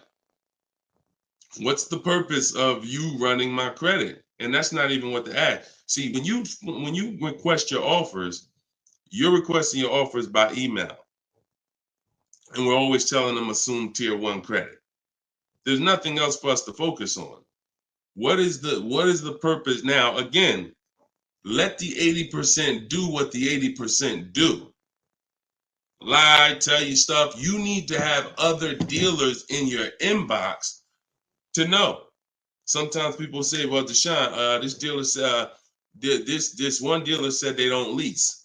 I said, okay. How many other dealers that you talked to said that? No one yet. Okay. When 80% of them say that, that means they don't lease that car. One dealer, they might be having customers come in, don't know what they're doing. Oh, yeah, no, you know, we don't lease. Oh, okay. Well, I guess how much is it to purchase then? So let the 80% do what the 80% do. When we shop by the numbers, and when you shop by the numbers, you win, because if this dealer lies, the other dealers exposed that they lied. So one dealer says I can't lease, and then 4 other ones give me a lease offer. Clearly, you were lying. So don't worry about what one dealer says ever. That's why you need to be having multiple conversations at all times. Trying to get my payoff, my car finance. Shoot Jerry's. Can you put Jerry's question up from Facebook here, Dolan? Okay, trying to get my payoff. Thank you, Dolan. My car finance company says contact dealer. Should I contact dealer? What the heck kind of broke leg, half-wit finance company you with if they telling you call a dealer for your payoff? What's the name of the company? What's the name of the company? You got to realize how the banks is in bed with some of these dealers, and you're going to understand that. The dealers couldn't have did Hyundai.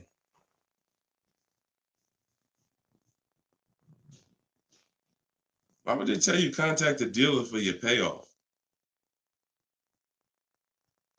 Scumbag. I would call and speak to somebody else. The dealer has nothing to do with the car. If you don't pay that Hyundai, you don't pay your payment for 3 months, is the dealer coming to get the car, or is Hyundai coming to get the car? No, dealer is forget about the dealer. The dealer is just a franchise. They're there to sell you the car and put the deal together. Once you drive off, it's between you and the bank. It's between you and the leasing company. So why would the bank be telling you to go to the dealer? It's kind of like they're sending you, all right, so if you're calling for your payoff and the dealer says, oh, well, I'm going to charge you this much and this much and this much, because people will try to get their payoff, or people tried to buy their leases out, which is a terrible idea in most cases, but people were doing it and dealers were charging them a lot of money on top of their payoff, charging them fees on top of the payoff to buy their own lease. So I would call Hyundai and I'd ask for somebody else. I literally try to escalate that. Can I speak to a manager? Can I speak to somebody? Why are you telling me to call the dealer when the dealer is not who? The dealer has nothing to do with the car anymore at all. From the day you bought it, it's between you and the bank. You're the one that I owe. Why can't you tell me my payoff? And I would speak to somebody until I can get somebody on the phone who can give me an intelligent answer. That's ridiculous. That's ridiculous. TikTok quiet today. Y'all quiet on TikTok, boy. What's going on? Are y'all gonna send questions in? Let's keep them coming from Instagram then. TikTok, y'all usually be the ones sending the most questions. Let's go. What's up, Ron? What's up, James? Let's go. Type in your questions if you want. Let's go. We'll be here for about an hour. Deshone got the ebook. Sent email templates out, got responses, perfect. Using the counter offer calculator, perfect. And they they either stop communicating or say I have to come in to do any further negotiations. We have scripts for that. We have scripts for that. No, none of the other dealers I speak to have said that. Just go to the script. Every single thing is a script because I know what they're going to say. I had to use those same templates. So always keep the conversation. When you make the last counter offer, it's always a question. That counter offer is a question. So now when they come back and say anything, you look for the script that replies to that and keep the conversation moving forward.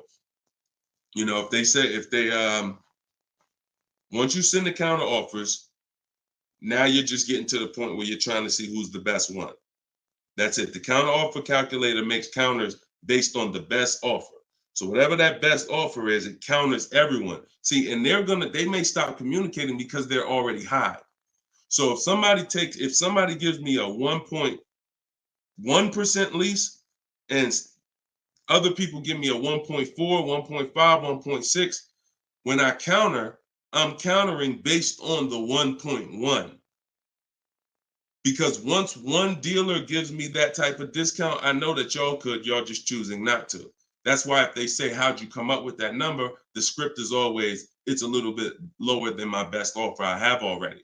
So they know you can act like this is the bottom price that you have, but we already have the best offer here. That's why we always put in the offers, and the counter offer calculator creates the counter offer based on the best offer.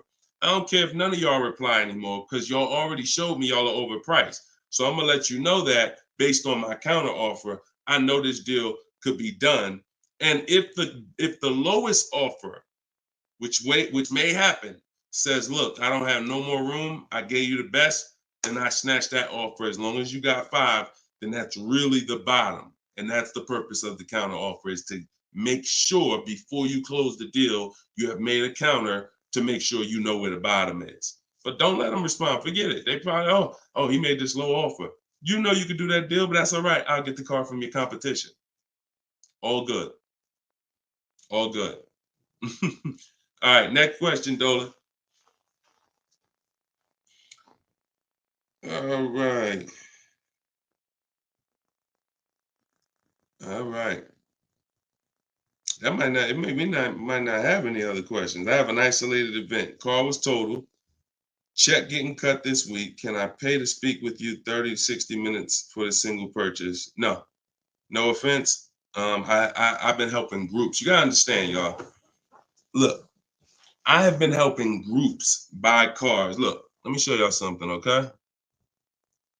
And I'm saying this so y'all understand, right? Since 2021, this is my private group right here. All right. This is my private group. We have 1,400 people in the group. Now, not everybody who joins us in Maps Academy joins the group, because some people just don't come to Facebook. They'll come on my Zoom coaching calls. But this is how I help people one-on-one. Not even one-on-one. This is how, when you see, can everybody see this? I just want to make sure everybody can see this. This is how I work with people. If you're getting my book, you got my strategies. This is what we've been doing. Look at the dates. Look at the dates on these cars. All recent. So I don't work with it. It makes no sense for me to work with somebody one-on-one. I don't have to. The people who have been in my group since 2021, we get to the deals, because there's no situation that you're in that's a special situation. I guarantee you that. It doesn't matter. I've had thousands of scenarios. Nothing that you have is special where it requires this special process. Your car got totaled, you need a car, you're going to follow the 7 steps. That's not going to change. If you don't have a car, you can skip the equity assessment. The rest of the 7 steps apply. It doesn't matter. You think you need a special plan. No, you need a plan. And that's the plan that I have in my book or in my group or what I'm answering here. So you can feel free to ask your question. But your situation, this is very common. There's probably 1 million people around the country in your situation right now. Car was totaled, need a car, common, very common. I know it's like overwhelming for you, not for me though. Super common. Okay, yeah, check your spam, Jerry. Check your spam or your junk folder. All right, Troop Tip. You see that question from Troop Tep on TikTok, Dolan? Unless you got something before that. All right, another one from Instagram. I'm looking to get an electric vehicle, and I'm not one to keep cars. I'm interested in getting a lease, but don't really know how the process works. You must get bids. You must get multiple offers, or you're going to overpay. Electric cars, doesn't matter. Same process. Bid, exotic cars. When you look at, Sean's getting an electric truck. He probably got it already. But he sent me this message, and he was looking at a $73,000 F-150 Lightning. He ended up getting $20,000 off the truck. Now he's buying it. He's not leasing it. So, Tope had an electric BMW lease. She got a BMW i4 e-drive, $54,000. She got her bids. She ended up saving $8,500 total with the rebates and the discount. She's paying $690 a month for a $54,000 vehicle. So these deals that you're seeing, these are real deals. These are below market deals. These are not going to be had going into dealers and negotiating because one, you're never going to get that deal from an 80% dealer. It's not going to happen. An 80% dealer will never discount the car enough for you to get the best price. So you don't know. Unfortunately, there's no sign that's on, hey, we're an 80% dealer. Don't come here.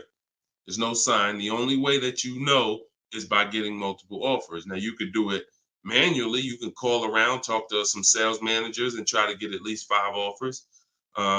We do it online. We do it with scripts and templates, and that's what's in my book. So if you just jumped on, my new book is called Cars from Home, 7 Steps to Saving Time, Money, and Avoiding Dealerships. It has all my templates in there, all my scripts. It's normally $97. But while we're on, for the next 30 minutes, you can get it for $24 if you get to my link in my bio before the 30-minute countdown is up. Once the 30 minutes is up, it does go back up to $97, which is still a great price because everything in that book is going to save you thousands and thousands of dollars. That'll be the most valuable book, but that's only if you want to use my scripts, my resources, and have me do the talking, which is you typing. But if you're going to do the talking, then I would call around and I get at least 5 offers, or you're going to overpay. No doubt about it. At least 5 offers. Okay. You can't calculate a lease manually. You can't try to calculate a lease and think. And even if you can calculate a lease manually, you still don't know what rebates are, what incentives there are. Sean didn't know there was $15,000 in rebates. How did he find out? Multiple offers. The best offer ends up revealing, wow, it's $15,000 in rebates on this truck. He wouldn't have knew that just walking in and trying to see, all right, what's the best deal I could get? 80% deal is never going to tell him it's $15,000 in rebates. So multiple offers is a must. Okay. Go ahead, Dolan. Great question. I'm new to your platform. I joined late. What do you recommend I do? I'm not sure I understand the question. What do I recommend you do about what?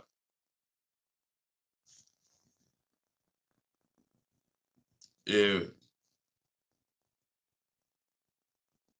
Troop Tap. Send a follow-up question to that because I don't really know what you mean by that. What are you're new to my platform? Are you talking about this show? Just be a little bit more specific with your question. Let's see if we can get you an answer. Swagger at Instagram says, I have an S550, still owe 40 grand. I plan on paying it off by summer 2025. Should I trade it for an S63? Run a race and start another race. A whole nother race. So you buy a whole car, spend years to pay it off, throw tens of thousands of dollars at it, pay it off, and then go trade it again and do the same thing over and over again. Next time with a higher price car that you will throw more money at. This is the problem. You don't understand leasing. That's the problem. See, there's no way to make that make sense. You still owe 40 grand on the S550.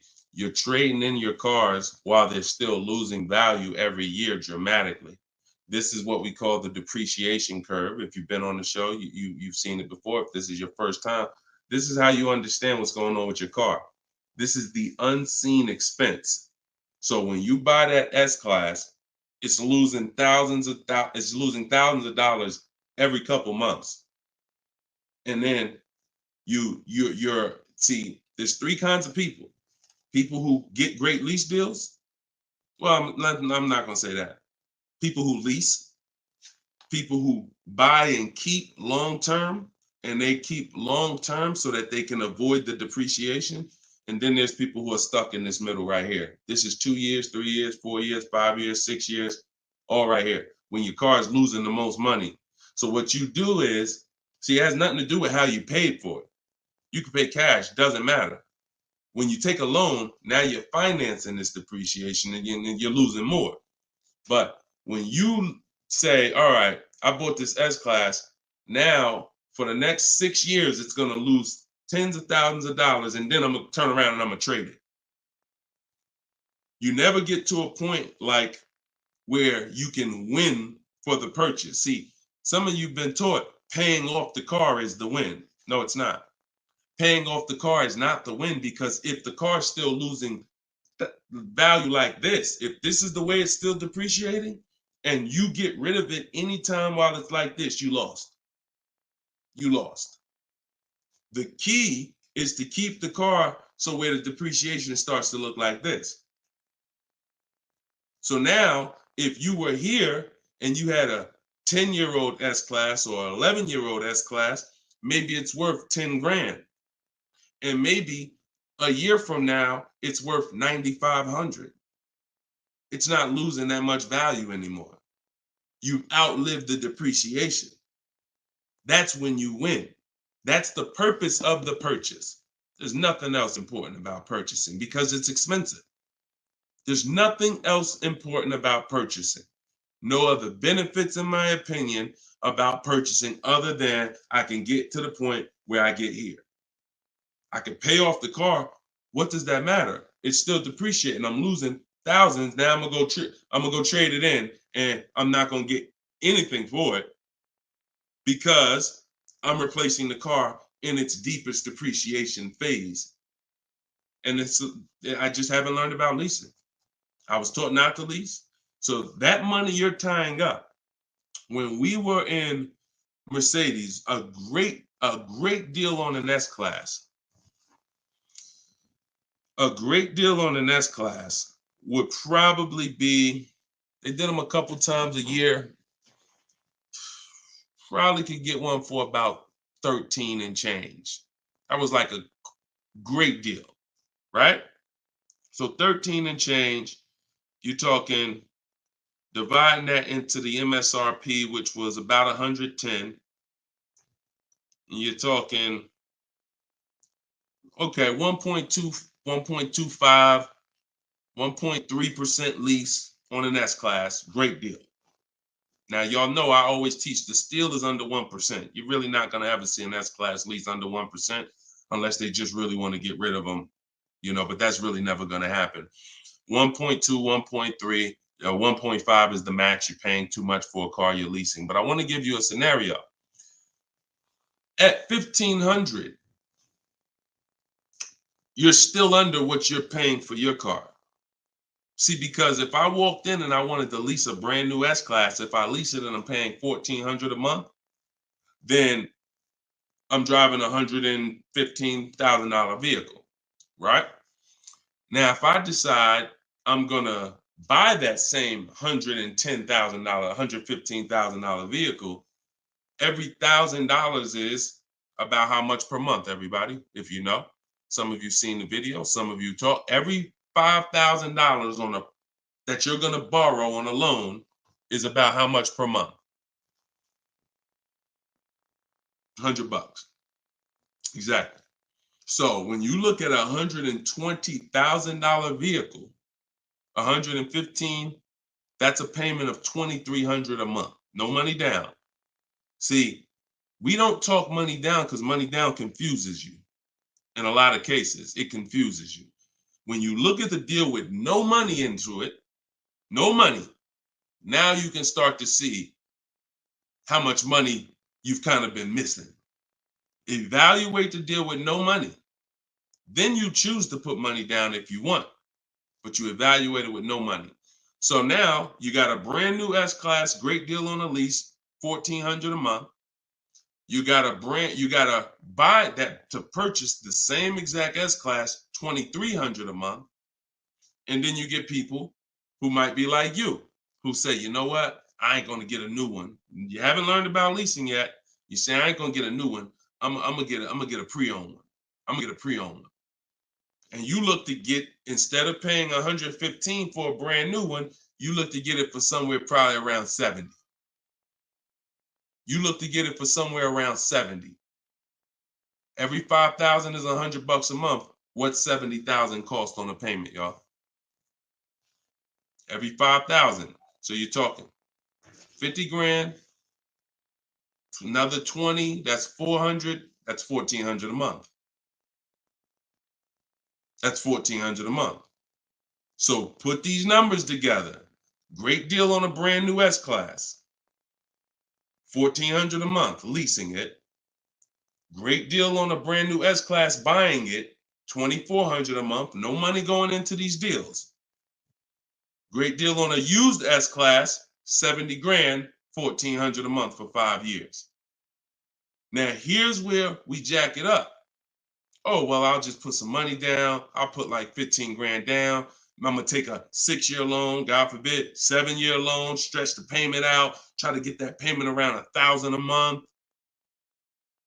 You don't realize you can't change the numbers by putting more money into it. That doesn't change the actual overall. If 15 grand comes out of your pocket up front, that doesn't change the fact that of the numbers.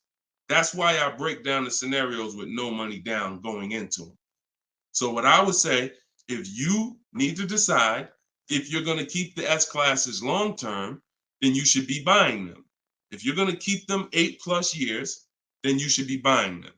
But if you're not keeping these cars 8 years, then you should be shopping for great lease deals because you're just throwing thousands and thousands of dollars away. Same price you paid, same money that came out of your pocket for the last couple years to drive that used S-Class, you could have been driving and leasing a brand new one.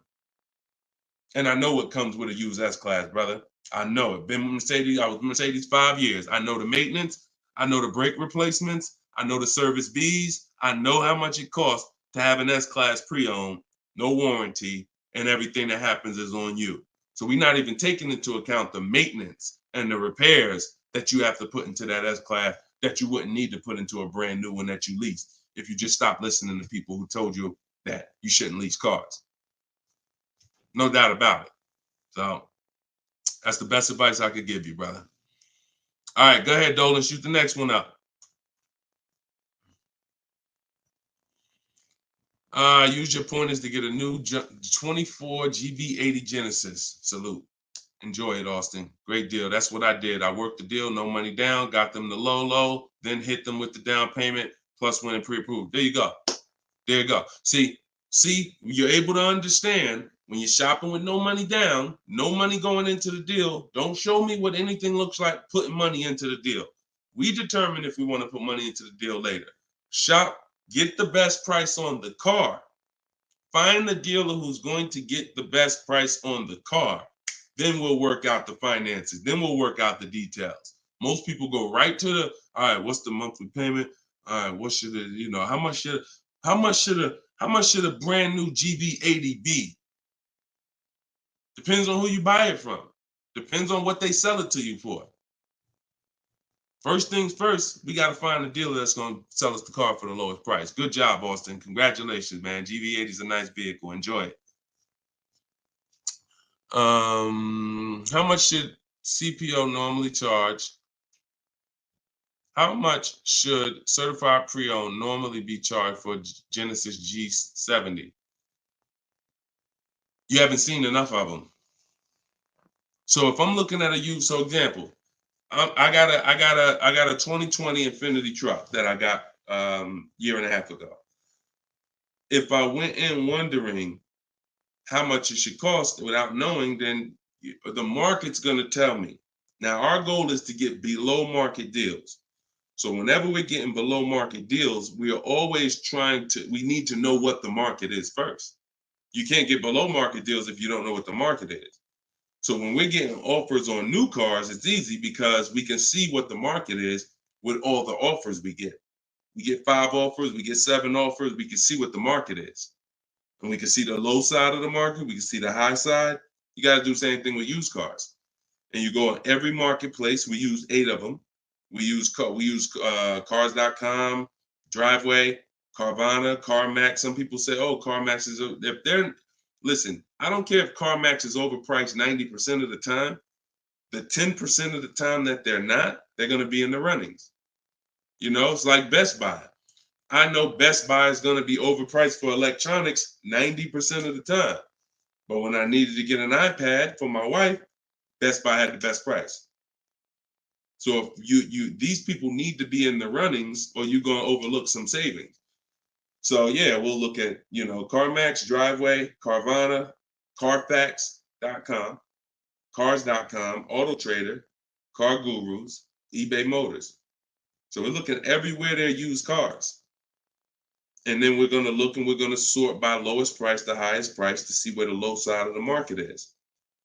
Then we do our narrowing down. I need to know what the low side of the market is. If it's 24, if it's 4, when I was shopping for my truck, the low side of the market was 30 to 31 to 32. That was the low side of the market. So when I saw it and I narrowed it down based on Carfax. This is how we narrow it down. This is my system. All in my book, all of what I teach, all of my live shows, this is our system. Narrow it down by title history, then service records, then accident history. Then we need to check the original MSRP. Can't get a good deal on a used car without knowing the original MSRP. How you gonna do that? Who's bought a used car in their life? Type the letter U. If you bought a used car in your life, type the letter U in the comments. Anybody who's bought a used car, type the letter U.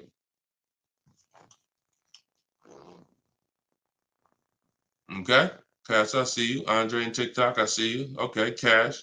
All right. King of Rap, I see you. Okay, if anybody bought a used car, okay. How you get a good deal without knowing what the car was originally? I gotta tell you, I'm the bad news first person. I can lead you to the good news. I gotta tell you the bad news first, though. Think about that. How am I buying something used knowing how much I'm saving without knowing the original price of the item? 2 reasons. 1, I need to know the original price to know what real discount I'm getting. 2, I need to know what's in the car. So when I narrowed it down to I had 4 Infinities that I had narrowed it down to. They were all white. They were all asking between like 31 and 32, similar price range. This is where we get in trouble at. I pull the original window stickers of the cars. I see that one of them brand new was 46. One of them was 48. One of them was 52. And the one I got was 54.5, brand new. So I'm able to see the discount percentage. In my book, I call this the true value percentage. This is all that matters when it comes to price. And once you do the check and make sure it's a good car, title history, service records, accident history. Okay, now it's time to get to the money. I need to know what the car was originally. I know 54,000. This one I paid 31.8 for. I got a 42% discount. Now, if I would have took the one that was $1,000 less on the asking price, because I didn't know how to do this. Now I didn't know that one was only 48,000 brand new. So it's a smaller discount. It's probably only saving me 30-something%. The one I got was 42%. Forget what the dealer's asking. The dealer was asking $1,000 more than the other ones I was looking at. But once I saw what the original price of the car was, I knew that that was the best value because you got the most expensive car brand new. Why would I take a car that has less equipment because they're charging $1,000 less for it? But it has 7,000 less equipment in it, 7,000 less features in it. It's the little things, y'all. It's not the big thing. It's the little things that you're missing, and this is what we do. This is why I'm here. And for those who are willing to listen, we teach you how to do it the right way. These things you haven't been taught to do. And once you hear it, you're like, dang, that makes sense, right? How the heck? Why wouldn't I want to know what the new price was? Don't even know what equipment's in the car. I knew the day I got the car, it was an edition 30. I saw the original window sticker, remote start, all these features, backup cameras all around, black mirrors. I saw all of that because I got the original window sticker. These are the things you must do. And the last thing we do is we verify there's no bogus fees before we go to the dealer.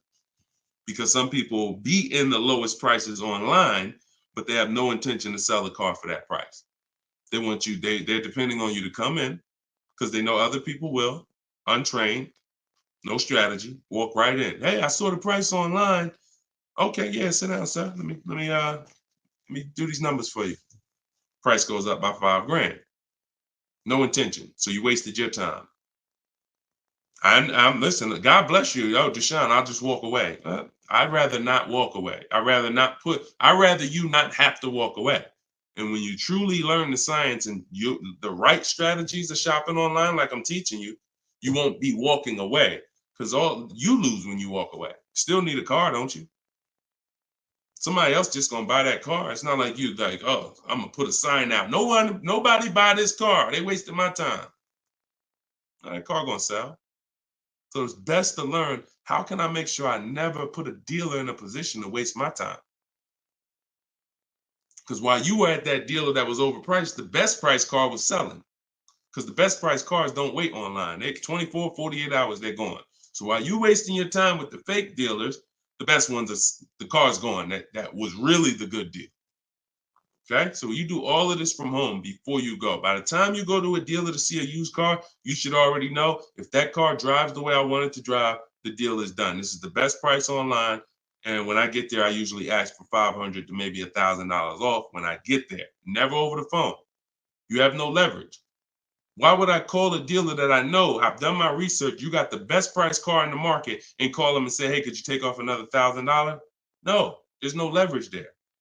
You make sure there's no bogus fees. Then we go. We're there. We test drive. I like the car. Could you do another 500, 1,000?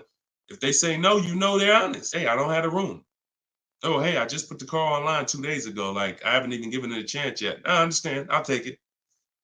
See, you got to know when a deal is in front of you. And that's the problem. You don't have enough information to know when a deal is in front of you. So you're going to hesitate and you're going to walk away from a deal because you think, oh, nah, dude don't want a deal, man. I asked him to take off $2,000. You can't take off $2,000. You didn't do your research. Because dealers use a tool called vAuto. They know where their car is priced in the market. vAuto tells them where every similar car is priced at online. So if they're the top 3 prices online, they run their business a different way. They want to sell cars fast. You can't go in thinking you're negotiating with someone who marks their cars up by thousands, who's number 15 on the price list. You walk into the best price deal online and think, yo, I'm asking for $2,000, $3,000 off. Let's go. You don't want to negotiate?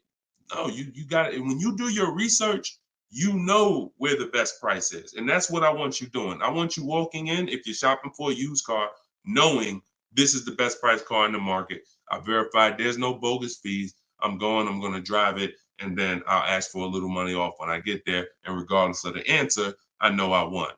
They split it with me, I won. They can't do anything more because they're the lowest already, I won.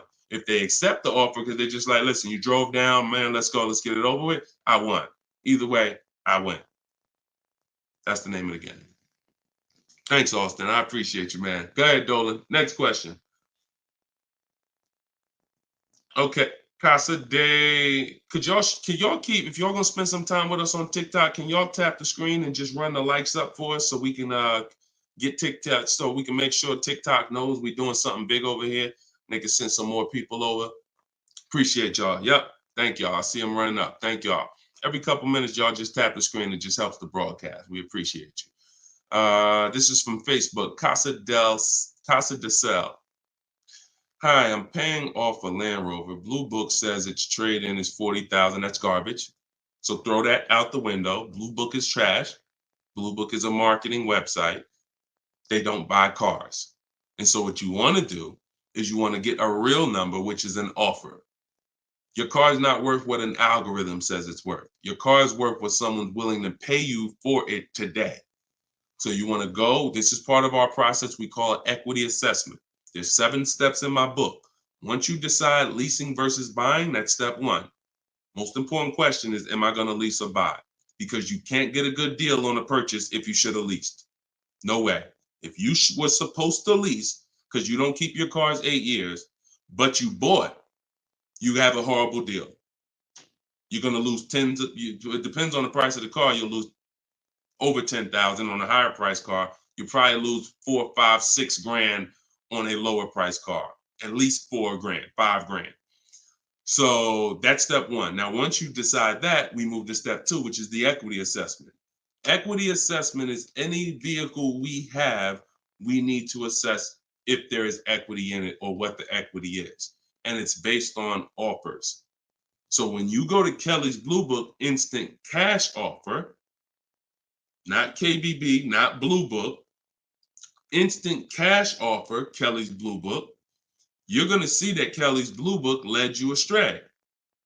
In most cases, telling you your car is worth $48,000. Because this is when we begin to expose that Kelly's Blue Book was a marketing website and they would tell you anything. Kelly's Blue Book is owned by Autotrader.com. What they began to do maybe 7 years ago is they begin to buy cars. So they didn't just give you there was a little button on here that says, we'll make you a cash offer. And I would do this with people in the dealership when I was there. They would come in and say, hey, Blue Book said my truck is worth $48,000. I said, oh, really? Well, and I explained to them that Kelly's Blue Book is an algorithm site, but they do have this feature where you can click a button and you go through a nice 5-minute appraisal and they'll make you an offer themselves. So now let's go through this and let's find out what they're going to offer you. And you go through the 5-minute appraisal and they make you a cash offer, and it's usually $2,000 to $3,000 less than what they told you your car was worth. So they'll send you into a dealer fighting for a number that's not real, and you're looking unresearched, unaware, walking out saying, oh, well, I know my car's worth 48. So that's why we don't use them. And again, the offer you're going to get is from them. So it's not even like, well, oh, we don't use Kelly's Blue Book. And then, no, we use Kelly's Blue Book, the instant cash offer tool. And you're going to use that. You're going to use CarMax. You're going to use Carvana. You're going to use Driveway. You're going to use AutoNation, Sell My Car. And you're going to use Car Guru, Sell My Car. And this will take you about 20 to 25 minutes. You're going to get 6 offers because everything we do is a bid. And then you'll know what your car is really worth. That's the first thing. Before you think about what you're going to replace the car with, let's get the real most money for your car. Equity assessment. So do that first. Okay? Yeah, Kelly's Blue Book is trash, but not the instant cash offer tool. But yeah, we would be sitting there and the person will have their printout, like a number like that, 48,000. And then we go right through it and they're like, oh, wait, now they only offer me 45. Yeah, right? So if the people who told you your car is worth 48 is only offering you 45 for it, what does that tell you? Oh, go back to that site that they offered you 48. You see all those banners, see all those marketing banners and ads? Yeah, that's why they need millions of people to come there to have that make sense for them. All right, go ahead, Dolan. Next one. Right.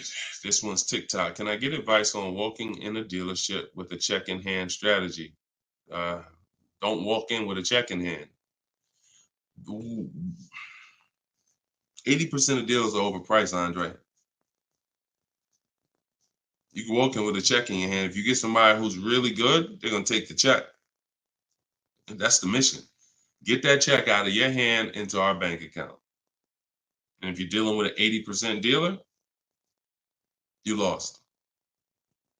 See, again, I'm giving you boundaries so that you can understand. If you break the boundaries, if you choose to go over the boundaries, that's fine. But I've been doing this for a very long time, and everybody that knows me, everyone that's close to me, be it here in New Jersey or be it in my group, they know that I'm the person who helps you save the money on cars. I would put my money against anybody that I'll get a better deal than you. Now, if you're shopping, I wouldn't put my money against any of my people who learn from me. Anybody that learns from me, I wouldn't bet that I could get a better deal than them. If we got the same time frame, we're gonna get about the same deal. But somebody who has no strategy, just shopping, going into dealers, I'll put any amount of money. I bet you $1,000 today that I get a better deal than you without even leaving my house. So I want you to be in that position because you don't know who you're dealing with. If you're in an 80% dealer, they knock off $3,000 for you, $5,000. You think you won? Look,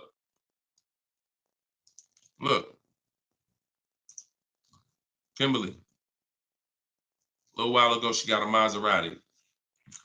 Posted this in the group. It was a $91,000 Maserati. She ended up leasing it for $944, but I want to show you the money breakdown. Before she accepted that offer, she had an offer of 20 grand off right here. So she had an offer on an 86. So pay attention to this.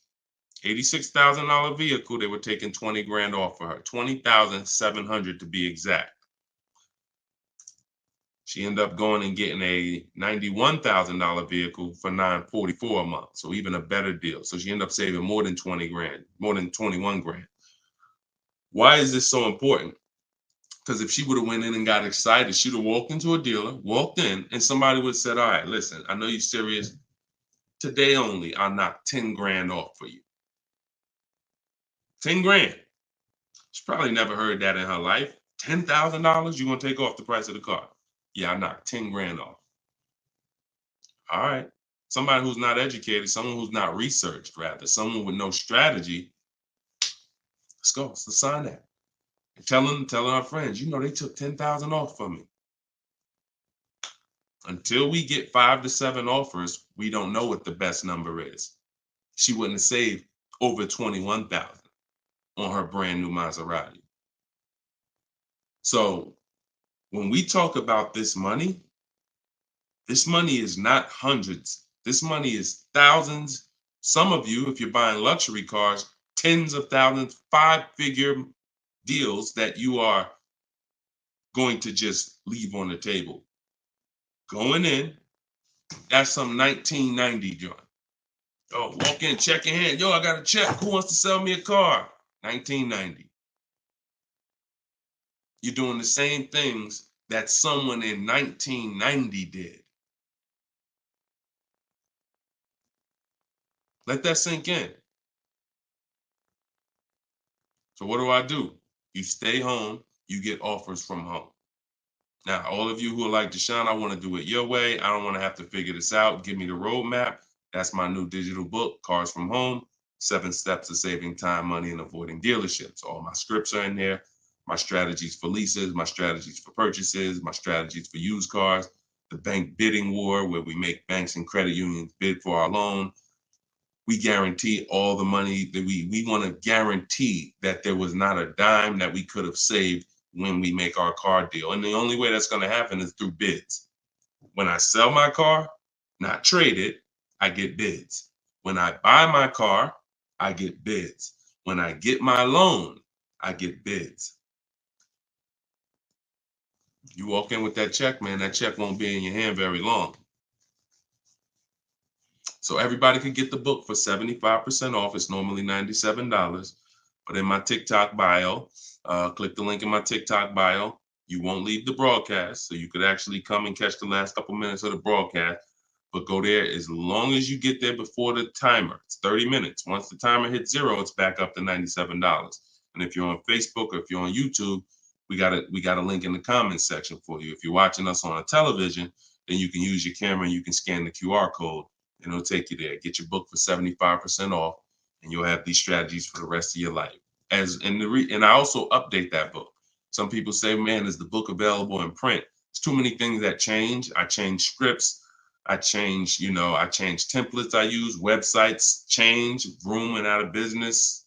I need a digital book. I can update the master file so that way you open this book a year from now and it's updated. So you'll see some of you got it 2 months ago and you open it today and you're like, wait, I see something a little different. Yeah, because I update the book regularly. So yeah, get your copy before. And even if it goes back up to $97 and you miss the welcome offer, what are you going to save? What do you really think? How much money do you think you're going to save using my stuff? That's what you should be holding me accountable to. I'm going to get Deshone's book, and I want to save the same amount of money Deshone would have saved on this deal. And when you see these people, Bonita, when you see Kimberly, when you see Sean, when you see Eddie, all these people I share throughout the shows, they're getting the same deals that I would have gotten. But they were just like you. They weren't in the car business 14 years. Frina, she just got this Jeep a little while ago. Look, 2024 Jeep Grand Cherokee. Look, $65,000 MSRP, $579 a month, 0.88% lease deal. I use all the scripts, contacted the dealer, I followed the program, used the scripts, contacted the dealer, sealed the deal. We're in a different world. So you either gonna come over to our world or you're gonna stay in your world. And your world is painful and expensive. Painful and expensive. Spending hours in dealerships, multiple visits, going back twice, 3 times. Painful. Every car deal I make is from right here where you see me at. I'm right here. Go ahead, Dolan, shoot the next one up. Austin, I see you. God bless you and everyone online. I have to get back to work. Thanks for checking in, man. Always enjoy the new car too. Because my payment is due in 15 days. Enjoy, man. God bless you. Swagger from Instagram says, it's smart to buy the vehicle after leasing it for 3 years. No, it's a horrible idea. You've already had the vehicle for 3 years. You're buying a used car now. So leasing and purchasing is an entirely different philosophy. When we lease, we're getting great lease deals. We're driving vehicles for pennies on the dollar compared to people who purchase them. All those lease deals. You saw Frina, that same $65,000 vehicle is $1,100 a month. Someone is out there paying, unless they put up a ton of money down, they are out there with that same Jeep that Frina just picked up and they're paying $1,000 plus a month for it. She's paying $579. Why? Because they said they don't lease? Well, you go ahead with your non-leasing self and pay double what I'm paying. Now, if you're keeping the vehicle forever, 8, 10, 12 years, in my book, I created the 8-year rule. The 8-year rule is when you begin to win as a purchaser, because that's when the depreciation is going to cool off and make sense. You can get some of this money back because the person who's leasing is killing you. In terms of the money that's not coming out of their household compared to yours, they're killing you. So you now need to try to catch up one day. And if you catch up, the only way you catch up is you keep your car until the depreciation cools off 8 years, 9 years, 10 years, 12 years. And that's where you win. You can't do that with a lease. But keeping your car 6 years or 7 years is not anywhere near enough time for you to catch up to a person who leased and got these great lease deals. Because you're paying for the whole car. New car, used car, doesn't matter. A new car, you're paying thousands more than a person who leases. A used car, over 8 years, you're paying about the same money as a person who leases for a used car. So by the time you go and replace that car, if you kept it 8 years, your car's already 11, 12 years old, 13 years old. Person been leasing, been driving brand new cars. So there's no comparison. It's great lease deals are here, long-term purchases are here, and everyone stuck in the middle is just losing thousands and thousands of dollars. I'm sorry to tell you, but if I don't tell you, no one's going to tell you. You buying cars, trading them in 4, 5, 6, 7 years, when they're still depreciating heavily, you're losing compared to people who purchase and keep long-term and people who get great lease deals. You're losing thousands. If you buy your lease, now you're switching and saying, okay, why do I want to buy a used car now? Because that's all buying a lease is. Let's take let's take the aspect out of it that complicates it. When you are buying your lease, you're buying a used car. That is it. Except you don't have to go search for it. It's right there in your driveway already, and that's the only difference. So what makes you say I'm going to stop leasing to buy a used car? You'd have to be saying I'm ready to keep something long term, 8, 10, 12 years. So if you're ready to keep something long term, then buy it. Because you're going to need to be committed to keeping it long term because you've already been driving it for 3 years. You've already been driving it for 3 years. So where are we actually going? You're going to look up in 3 years, 3 more years, and you're going to say, Dad, I had this thing 6 years now. Now, if you're like most people who buy their leases out, you're going to take a 6-year loan. Because in order to get a comparable payment to what you were paying for your lease, you're going to need a 6-year loan. So now you're going to look up that, just so you know, 6-year loan plus the 3 years you leased it, that's 9 years. Same car. Same car. So you're paying on the same car for 9 years. And then you look up in 3 more years and you're like, man, you know what? I'm ready to get out of this. Still got 3 years of payments left. Only scenario where you can pay on a car for 6 years, turn around and still have 3 years of payments left is when you bought your lease. Makes 0 sense. Makes no sense. Unless you're keeping forever. That's a different story. You want to keep it till the wheels fall off, then buy the lease. It's the only way it's going to make sense because you're paying so long on a car, the same car, you better be keeping it long enough to have it make sense. And that's not 5 more years. Your loan ain't even paid off in 5 more years.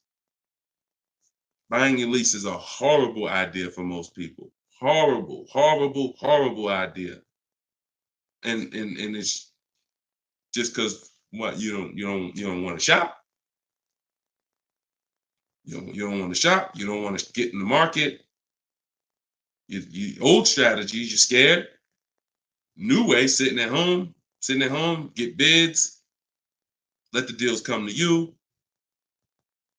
Because that's what I see. I saw tons of people buy their leases for the last 3 years because they were just scared to shop. Oh, it's not now here. I don't want to. We've been making deals since the pandemic. Deals been out here for people who shop and know how to get deals. So unless you're changing your whole philosophy, I'm stressing to you how bad buying your lease is. All right. This one's Instagram. If I'm searching for a car, but I want a specific trim, should I search the entire market for only that car and the trim level I'm looking for? If I want a specific trim, that's the reason why I use the 25-5. 25-5 strategy in my book is what we do for new cars and leases. Because when you walk into 2 dealers, it's another reason about not shopping this limited way anymore. If you're shopping from 2 dealers, all you have is what they have. If 2 dealers don't have the trim, you ain't got nothing. When we reach out, we're connecting with 25 dealers online. So if that car is out there, I'm giving 25 dealers. I'm shopping out of 25 dealers inventory. So if no one has it out of 25 or only 1 or 2 have it, now I know that car is just super rare. Or maybe it's about to sell out. Maybe it's like that happens sometimes where like the 2024s are all gone, but the 2025 haven't come in yet. There's only a few 2024s left. But yeah, I mean, we shop wide. We shop wide. Several people who are learning from me and you're getting deals, they drove. A lot of those people that I showed you throughout the show, they drove 45 minutes, an hour, hour and a half to get to the vehicle when they're picking it up. Look at Sean. Sean specifically And this is how important. I'm gonna let someone else tell you why shopping this way is the best. Because he said, look, he saved. I said you're saving over 20 grand with the discount and the rebate. But the only way to know is this the best deal is to compare to the other offers. Because again, I don't know if you could look. I sold a Maybach back in 2015.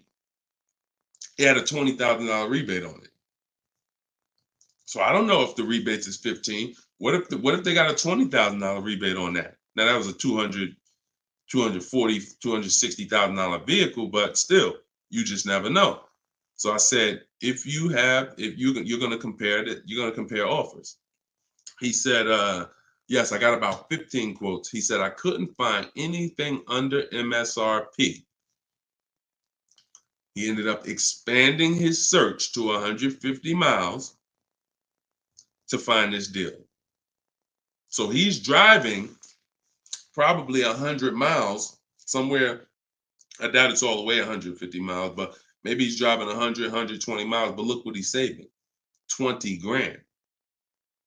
So we don't do local because you only buy your car once every couple years. So you buy your car from who makes you the best offer.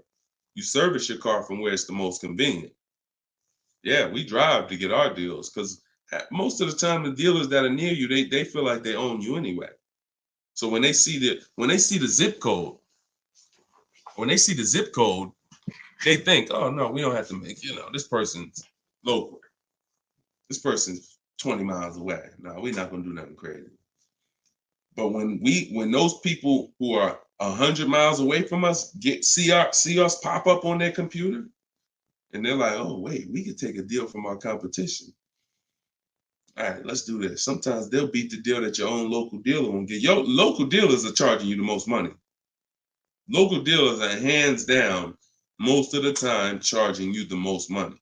Everybody close to you, because they just like you close. You ain't gonna shop. The statistics show you shop 2 dealers before you make a deal. That's what the statistics show. Look, right here. I'm gonna show you something. When I tell you, look, no offense, I wouldn't be trying to help you if I could, but I gotta keep it real to you. This is all stuff we know about you. Look, how many dealers does the average person visit before buying? 39% future car buyers plan to visit at least 3. They won't, because the actual statistics show 4.2 websites a person visits, and then it's 2. It's actually 2. Hold on. Let's see where it's at. Only 1 in 3 potential. The answer's 2. I ain't got to tell y'all. People say, oh, I plan to visit 4 dealers. You ain't visiting no 4 dealers. You're going to get tired. Time you get to the 3rd one, you're going to be like, okay, this is getting old fast. I think we could get it over with. 2 is the answer. So if the industry knows that you visit 2 dealers before you make a deal, why would I give you a great price?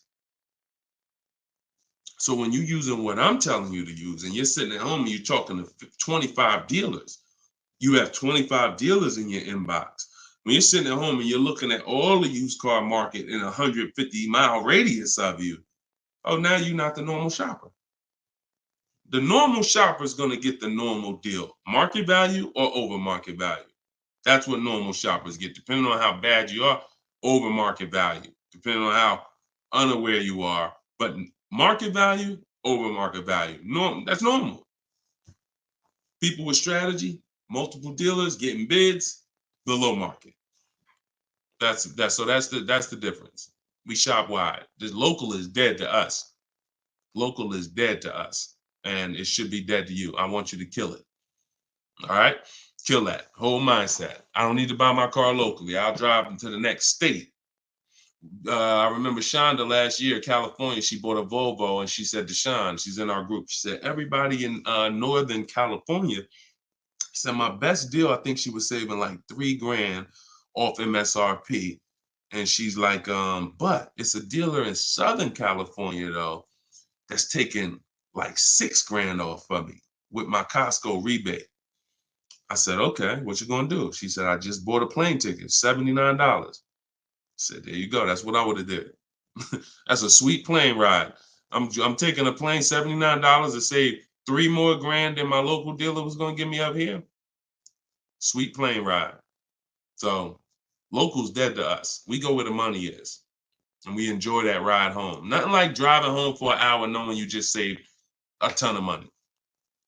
So that's it, y'all. We've been on for about an hour and 15 minutes. We like to keep these shows right around there. In my bio, I do have the link to when I'm going to be live next. So I'll make sure that, as long as we keep doing these live shows, again, it's going to be up to you guys. If you guys continue to show up, if you guys continue to tell your friends, then we'll keep doing the shows. But if not, we can certainly do the broadcast, because the broadcast, people get value out of them. So we've seen it, for the last 3-4 weeks since we've been testing this, we've seen people get value out of the rebroadcast. So what's the point in Deshone coming live regularly if people are gonna sit and watch the rebroadcast? So, but if y'all gonna tell people when we live and bring people and share, then certainly we'll keep the live shows going. But the entire show is sponsored by my new digital book, Cars from Home. So if you want everything I teach in one place, you got it right there. We don't hold back on this show. We don't hold back in my social media videos. That's why they're, thank God, continuing to be seen by millions of people. But that's for different types of people too. So whenever you're navigating all my social media videos and you're trying to piece it together, some stuff is in there for high mileage drivers. Some stuff is in there for used cars. Some stuff's in there for leasing. Some stuff's in there for negotiation. Some stuff's in there for how to format your deal. So you're trying to piece all this stuff together. If you say, Deshone, I want this all in one spot, step by step, that's my new digital book, Cars from Home, 7 Steps to Saving Time, Money, and Avoiding Dealerships. And you can get it for 75% off in my TikTok bio, in my Instagram bio, or in the comment section on Facebook and YouTube. Also in my bio is a link, and we'll put one in there in the comment section as well, is a link to my masterclass that I did. It's called Everything You're Doing Wrong Buying, Selling, and Leasing Cars. So that's an on-demand class. You'll need about an hour. We go very deep on leasing versus buying there with scenarios. And I go over 23 mistakes that most of you are making. And, if you're going to really save money on your next car and every car, you're going to need to stop making those mistakes. So that is in my TikTok bio and my Instagram bio as well. And you can certainly just get in where you fit in. I make the information available. Get it how you want it. Just get it. All right. I'll see y'all on the next show. God bless you.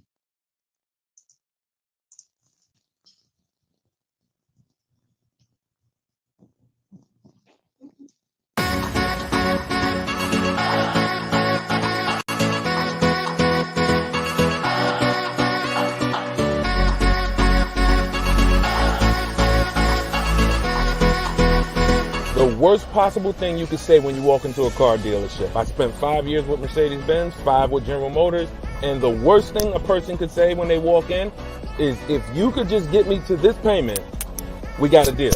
So your loan's probably still like 19, which means you got to pay to get out. You're upside down. It's called negative equity.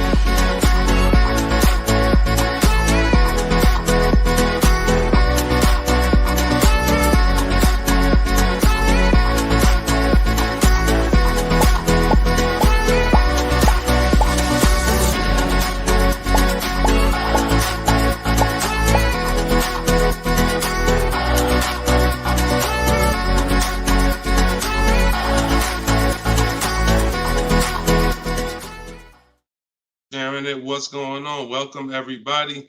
This is episode 9 of Car Shopping Questions and Answers. I'm your host, Deshone, publicly known as Deshone the Auto Advisor. We're live now on 4 platforms: TikTok, YouTube, Instagram, and Facebook. And this is our live show. It is Tuesday at noon. We do these shows throughout the week to make sure when you are ready to get car shopping information that no one else is going to give you, you know where to come for it. So you guys can start typing your questions while I take care of the housekeeping. We have Dolan in the background who'll be bringing your questions in. Shout out to the people running the likes up on TikTok. Appreciate y'all tapping the screen. I'm the author of the new digital book, Cars from Home, 7 Steps to Saving Time, Money, and Avoiding Dealerships. And I feel it's only right to start this show with 2 reports I got, which were great. I had somebody write us and talk about the deal they got on this 2024 Mazda CX-90. MSRP was $44,820. They got a $6,500 discount from home. Shout out to you, Tiffany.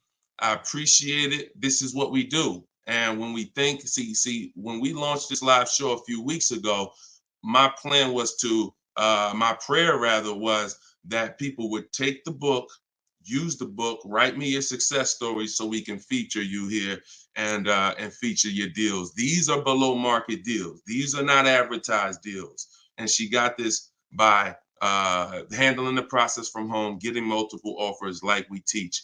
We also had Barrett write his review on Goodreads. So we were 4.94, almost 5 stars. Book is outstanding, a must-have for anyone seeking to buy, lease, or even sell a car. It's presented in a very professional, easy-to-follow, step-by-step manner that covers every situation from buying, leasing, cash, credit, good, bad. Although I've purchased and leased several cars in my lifetime, I learned new tactics to obtain the best value for my money, and it even has a wish list, yes, to help you separate your wants from your needs. Come on, Barrett. Appreciate you so much. Everybody who wants to get your copy of Cars from Home, it's normally $97, but for the next 30 minutes, you can go to my TikTok bio or my Instagram bio, or we have a comment pinned for you guys on Facebook and YouTube, and you can get your book for 75% off. So you won't pay the normal $97. You'll pay $24. But once that timer hits 0, your price is $97, which is still a great price. So now that the housekeeping is done, we can start with the questions. And if you got the first one, Dolan, feel free to bring it in while I put the banner up for those who want to get their book. Okay, is it better to shop online or in person? Well, you have no leverage in person. In person, you're competing with a person who negotiates every day, 2-3 times a day throughout the week. You're no match. I don't care how good you think you are. The best trained professional is just going to be better than you. And that's because they do this every day. Now, the second reason it makes no sense for you is because from a leverage position, you can't put them against their competition. You don't know where the real bottom is. And so you're going to overpay. And even if you get a good deal, who's done this? Be honest. You leave the dealership and you're like, you think we did okay? You think we could have got a little bit more? Think we could have got a little bit more off? That's called buyer's remorse. That's the seeds of buyer's remorse. Anytime you wonder if you could have got more money off, that's buyer's remorse. So we never wonder, and the way you don't wonder is by shopping online, getting multiple offers from multiple dealers, letting people compete for your business, and then choosing the best one. And if you really think about this, this is how you shop for everything in life. This is how you shop in the grocery store. When we go into the grocery store, we're not looking to try to not overpay for the spaghetti sauce, right? We're not looking at hoping that we don't overpay for the grapes today, or let's use for the potato chips we're going to buy, because we already know there's so many options and there's so many people that are competing against each other to sell us something. And that is how you guarantee your best deal, when you have multiple people competing. So when you are leasing a car or buying a car, you need to get at least 5 bids. When you are buying a used car, you need to be shopping wide. You need to be shopping within 75, 100 miles of you. And that's a minimum. And then you need to be looking at all the websites that have used cars, so that by the time you make your decision, you've seen so many options, so many offers, that you have 100% peace of mind. Now, that's just when it comes to buying the car. When it comes to replacing your car, because some of you know there's a word we don't use, it's a T word. It's 2 words we don't use. One is trade, one is down payment. Because we sell our cars, we don't trade. You never get the most money for something trading it. I don't care what you have. You got a baseball card, You trade that baseball card for something, you're not getting the most money for the baseball card. How do you get the most money for the baseball card? Put it on the market. Put it on the open market and let the buyers come to you and see what the best offer is. Never going to be from a trade. Now, the only time we do have to trade is if you're in a negative equity situation. If you're in a negative equity situation, then, and you have too much negative equity, you're going to need to do a trade if you can't pay the difference. But other than that, you know, these are the things that these are the things I want you to etch into your mind. We don't trade, we sell, get bids. We get, when we get our loans, we get bids. And when we buy our cars, we get bids. That's how we guarantee that we get the below market prices that other people aren't getting. Okay? Go ahead, Dolan. If you got the next question, shoot it up. Okay, this one's from Instagram. What fees are included when you buy a car from out of state? I mean, if you're buying a car out of state, standard fees are, if you are purchasing a car, purchasing, not leasing, standard fees are tax, documentation, DMV. Tax, documentation, DMV. I've worked for a handful of dealers in my life. I've never once had fees that were outside of those fees. Never once. Shout out to y'all running the likes up. Could y'all keep running the likes up on TikTok? And shout out to the sharers. You know we appreciate you. Thank you for sending your friends. Thank you. Listen, you should at least be tagging your best friend. Whoever your best friend is, and hopefully we all have at least one. That's the person you should be tagging. They'll thank you. No one's gonna get mad at you for sharing my stuff with them. I guarantee you that. But shout out to the sharers. I appreciate y'all. So when you are, so that's an indicator. Any dealership that is making up these fees that have run rampant over the last 4 or 5 years, prep fees, marketing fees, internet fees, low jacks, we call that padding the deal. You know, you're just packing on stuff, and what you're doing is you're leaving yourself room to negotiate. We don't like to buy from those dealers because those are 80% dealers. I saw somebody ask yesterday on the show, what's an 80% dealer? We didn't get a chance to get to that question. 80% of dealers will overcharge you. It's a competition. So what you're trying to do is find the dealers who are the best prices. And the 20% are the great people. They're the honest ones.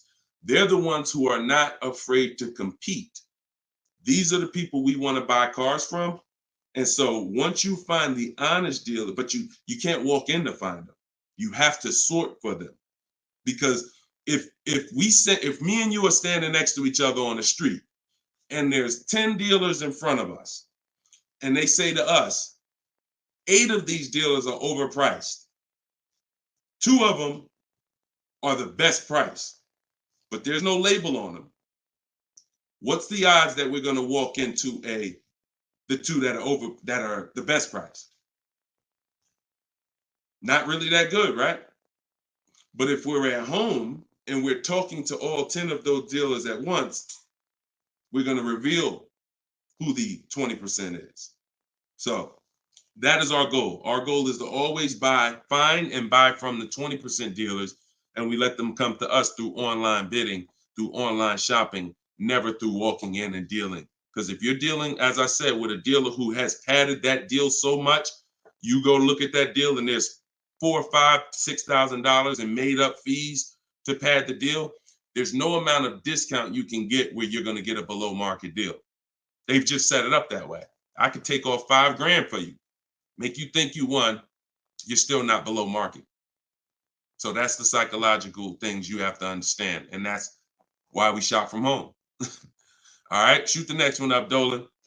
Great question. All right, good question. I see Instagram coming through with some great questions today. Keep typing your questions.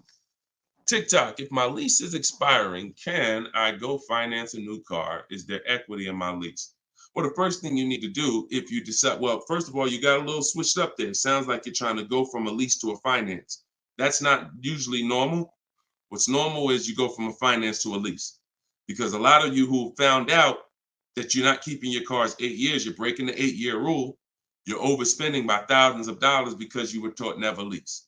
So a lot of you have found out over the last couple weeks of shows, or maybe you watch videos, or maybe you went to my masterclass and you found out that that was bad advice. Not only was it bad advice, it was very expensive. It has cost you more money than you should even calculate. It doesn't do you any good to calculate how much money you lost not leasing when you're not a long-term person. But that's the more common path, finance to a lease. To go from a lease to a finance is a different mindset. You go from getting cars, paying a very small amount to drive brand new cars, and then transitioning to a finance. So first step, my process is 7 steps. The first step is always to choose leasing versus financing. Good. Thank you, Mr. Silva. I appreciate you. Shout out to everybody tagging on TikTok. Appreciate you. That's the first step. I call that the most important question. So for everybody's on here who's car shopping, if you're car shopping now or you will be in the next 12 months, type me in the comments.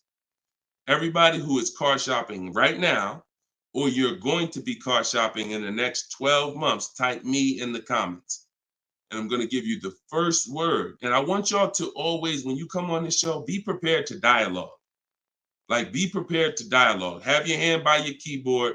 You're going to learn a lot more engaging in the dialogue than you will sitting back and just listening. Active learners learn better than passive learners. Okay? So now, all of you who said me, I want you to ask yourself, how many years are you keeping the next car? Because this is the lease versus finance question. This is the lease versus buy. I'm not going to say finance because some of you are going to pay cash. This is the lease versus buy question. How many years are you keeping the next car? Gary said forever. Okay, there we go. So that's a good indicator till the wheels fall off, Joseph on Instagram. I see you. Okay, here's the question. 72 months. Okay, that's 6 years. You shouldn't be buying, Frankie. And I'm going to tell you why in 1 second. As long as it lasts. Now, when you want to try to get a little bit more specific than that, because sometimes you'll buy a bad car. It only lasts 5 years, where if we know we're going to keep this thing long term, we want to make sure we buy a car that's a quality car. That's what we want to make sure that we do. Buy a car that's a quality car. All right. So let's do, okay. So all of you, if your answer, I see you, Andrew, you 6, I see Teresa, 10. Okay.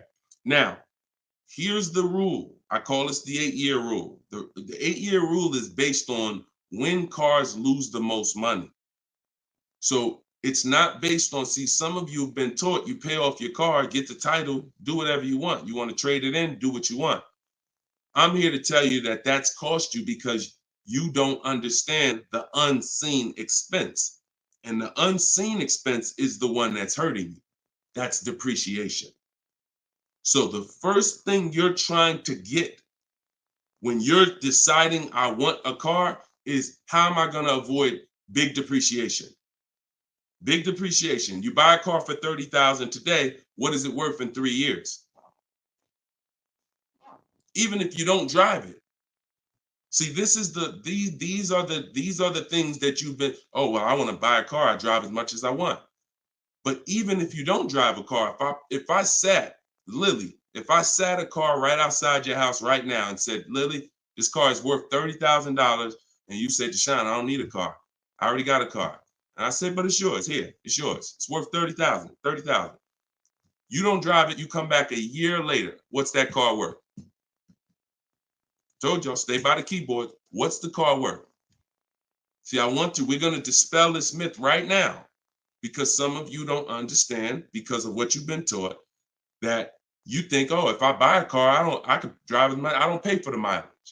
I'm going to show you that not only do you pay for the mileage, you pay even if you don't drive it. See, look, Alvin said 24. Look, didn't drive it 1 mile. Days on Instagram said 24. Look, didn't drive it 1 single mile. That's probably accurate.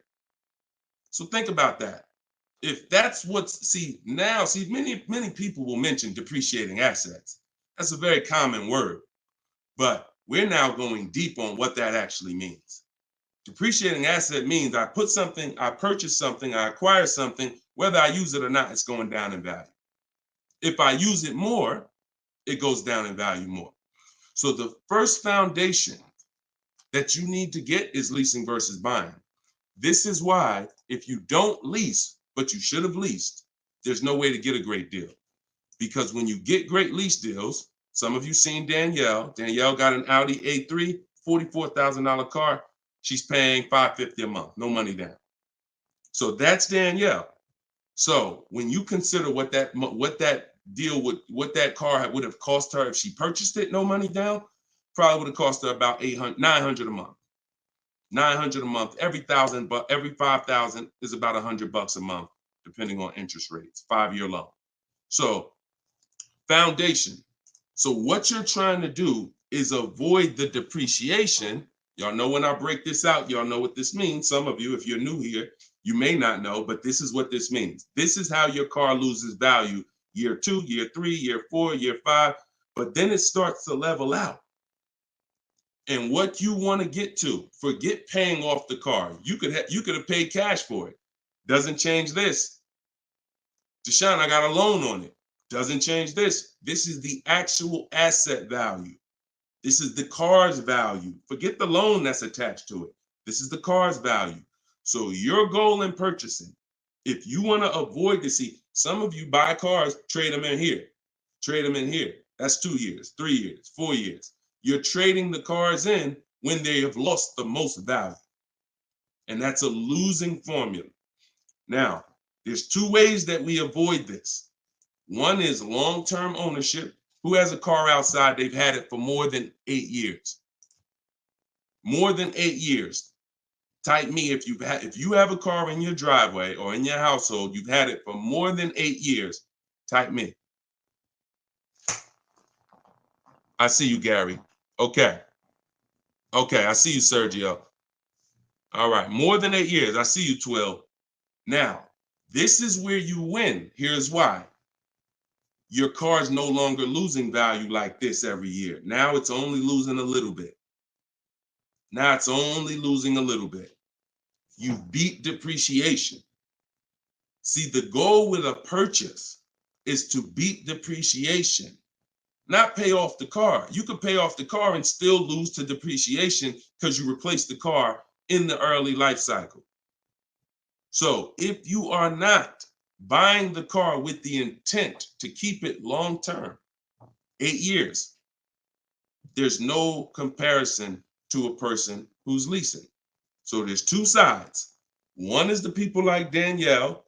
One of the people who are like, Deshone, I'm not keeping a car 8 years. You should be shopping for aggressive lease deals, not normal lease deals, below market lease deals. That's what I teach. Or you should be purchasing, getting great deals, below market deals on purchases, new cars, used cars, with the intention to keep them long term. That's it. So that's all step 1. I call that the most important question. That my book is broken down into 7 steps. It's called Cars from Home, 7 Steps to Saving Time, Money, and Avoiding Dealership. Step 1 is the most important question. That's what we just hit on. It's the leasing versus buying, because you need to pick a side and you need to have a long-term plan based on what side you're picking. You can't be stuck in the middle. Stuck in the middle, you're going to lose all the money. You lose all the money stuck in the middle. Purchasing cars, flipping them in 3, 4, 5 years, you're losing all the money. Buying your leases out at the end, you're losing all the money because you're mixing the 2. Lease or buy long-term. This in the middle right here, that's the danger zone. Everybody clear on that? If we're clear, type clear. If we're clear, type clear. All right? This is Monday's live show. But wait, what day is it? This is Tuesday. Tuesday's live show, 12 o'clock. So whenever y'all don't see the banner on the show, then you know it's live. If you see the banner that says when we're live, then you know it's one of our rebroadcasts. But if you don't see the banner, that means we're live and you can start typing questions. All right, clear. All right, everybody's clear. Now let me hit the second part of Frankie's question. Okay, and for those who just came on, everything I teach is out of my new digital book. It's called Cars from Home, and you all can get it for 75% off. It's normally $97, but in my TikTok bio, in my Instagram bio, and in the comment section on YouTube and Facebook, we put the link there for you so that you can get your copy for it. You won't pay the normal $97, but you only got 30 minutes. It's a welcome offer. Once that clock goes down, to zero, your price is $97, which is still a great price. You saw how much money Tiffany just saved on her new Mazda, just using what's in the book. Saved herself, I think, $6,000. So go ahead. Oh, no. So, and then you move into the equity assessment. So once you decide, Frankie, which you already said you're only keeping the car 72 months, you should not be purchasing. Because if you purchase, we already went to what's going to happen. You can't win keeping that car 6 years and then replacing it. So you should now be doing your equity assessment, which is calling your bank, get your payoff, and then you're going to go to the cash buying websites. Don't use algorithm sites because they're worthless. Car Guru, Sell My Car, CarMax, Carvana, Driveway, AutoNation, Sell My Car, AutoNation, Sell My Car. 6 offers, 3 are from dealers, 3 are from online buyers, and these are the best offers you're going to get. They'll cut you a check the same day. That's our bidding system. That is how we do our equity assessment. We do not trade our cars in because we're not going to get the money that they're worth trading, which I hit on earlier. All right. I know we got a lot of questions being typed. Dolan, you can shoot the next one in.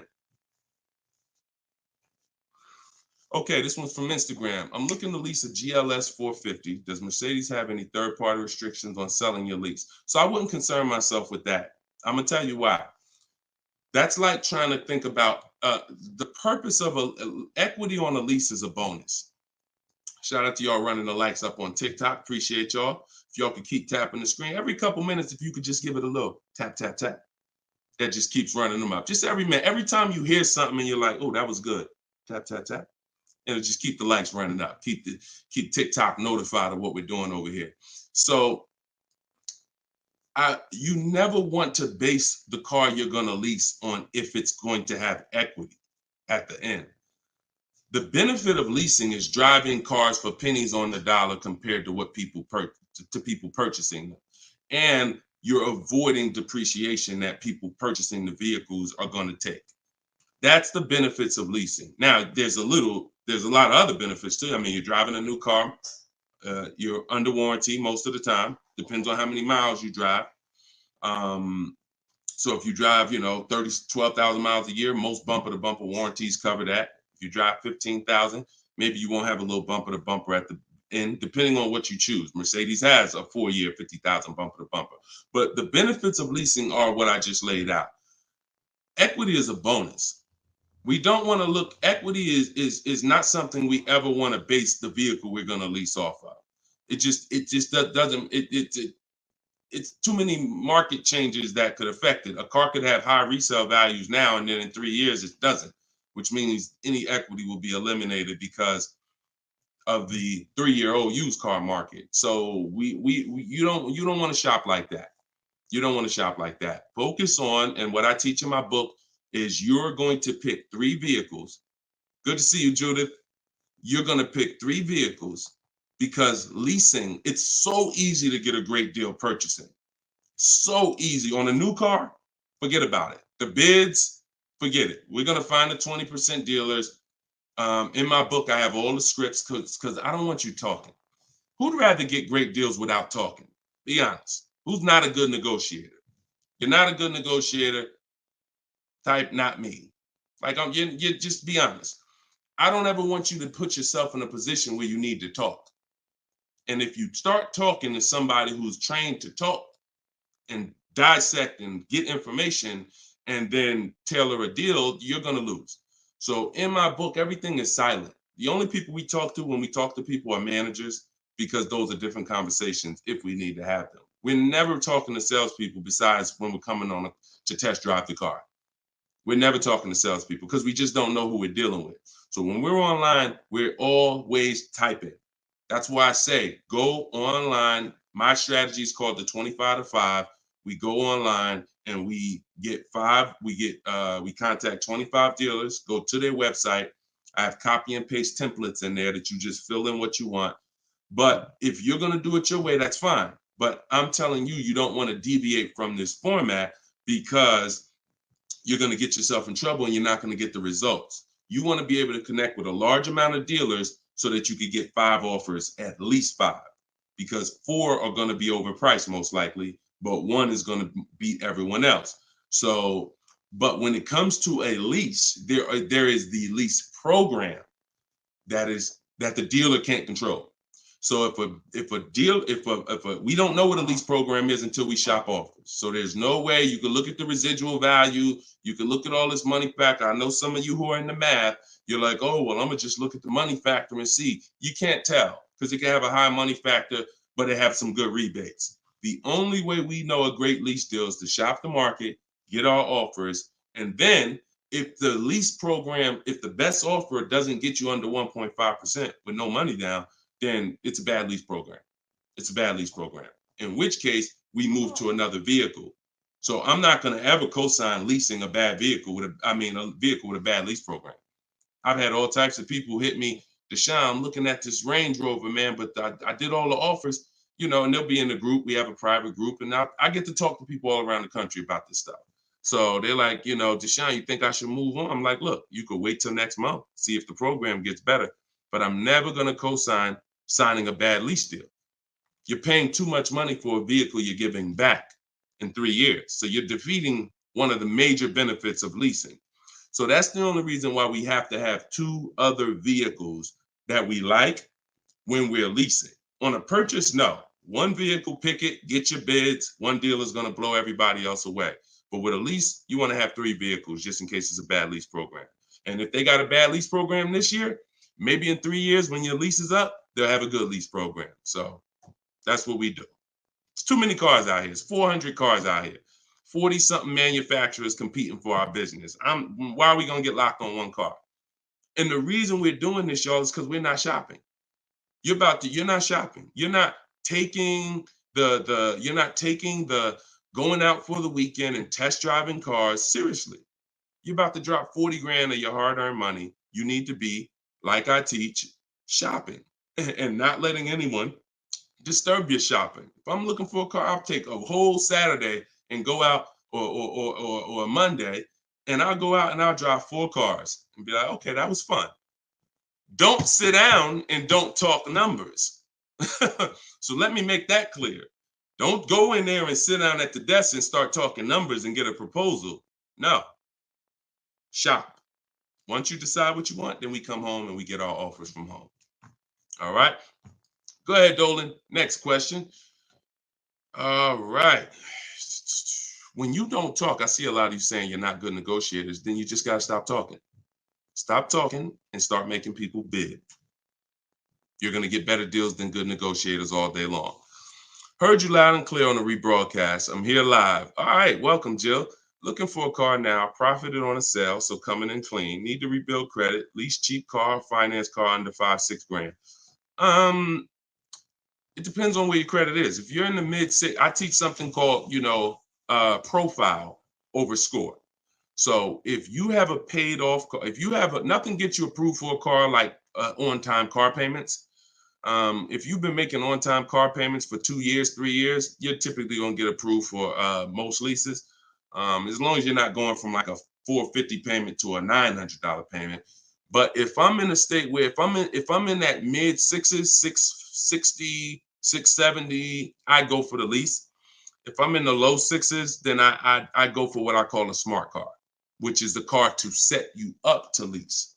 So your goal is to get the least expensive car you can get a loan on, quality car. You want to go small as possible, and small as possible for you might be you need a sedan. You might need 3 rows. But I teach something, and that's what we were talking about when I posted that review that Barrett wrote for our book today. He was like, we get a wish list for needs versus wants, because oftentimes we confuse these. Needs are things you can't live without. I need to have this, or the car's not going to do what I need it to do. I need to have it. Wants are things that you'd like to have, but you can live without. When it comes to getting a smart car, and it's not the little smart car, y'all. I have a different. That's a different meaning for us. It means saving money at the right time. That's what we call smart cars. Saving money at the right time. So if you can't qualify for a lease and you want to set yourself up, then the vehicle you get now is super important. The vehicle you get now could either set you back from leasing because you bought too much vehicle, payments too high. You didn't buy a dependable vehicle. It's not going to last. It's going to start having problems. It's going to break down. You might miss payments because of that. These are all the things you want to avoid. This is why I'm giving you these boundaries that you don't, kind of go off of. But this usually happens when you're trying to get too much car. Quite honestly, if I was trying to get a smart car, I would be trying to get the smallest car I could, drive it for 2 years. Let the family be uncomfortable. Listen, y'all, I know it's tight, but in 2 years, I'm going to get out of this and I'm going to drive off the lot in a brand new lease. So the key is the payment's going to be low because those smaller cars are only 25 grand new, 28 grand brand new. When you get them used, you could get a nice one for about 10. Finance it. You don't have to take a 10-year-old one. So you want to get one that's relatively, good. It needs to last you 2 years or the plan's messed up. So you get the smallest car you possibly can. You drive that 2 years, that's your sacrifice car. And then you flip out of that car. Well, after you have 2 years of on-time payments, you flip into a brand new lease, and then you're leasing new cars from now on. That's what I do, depending on your situation. If you're high sixes, mid sixes and up, I go for the lease. If you're under that, then I would go for the smart car. Okay? All right, keep me posted. Good job. Just having a plan. Having a plan. Go ahead, shoot the next one up, Dolan. I forgot to tell you. Yeah, I see you, Jill, and keep that up.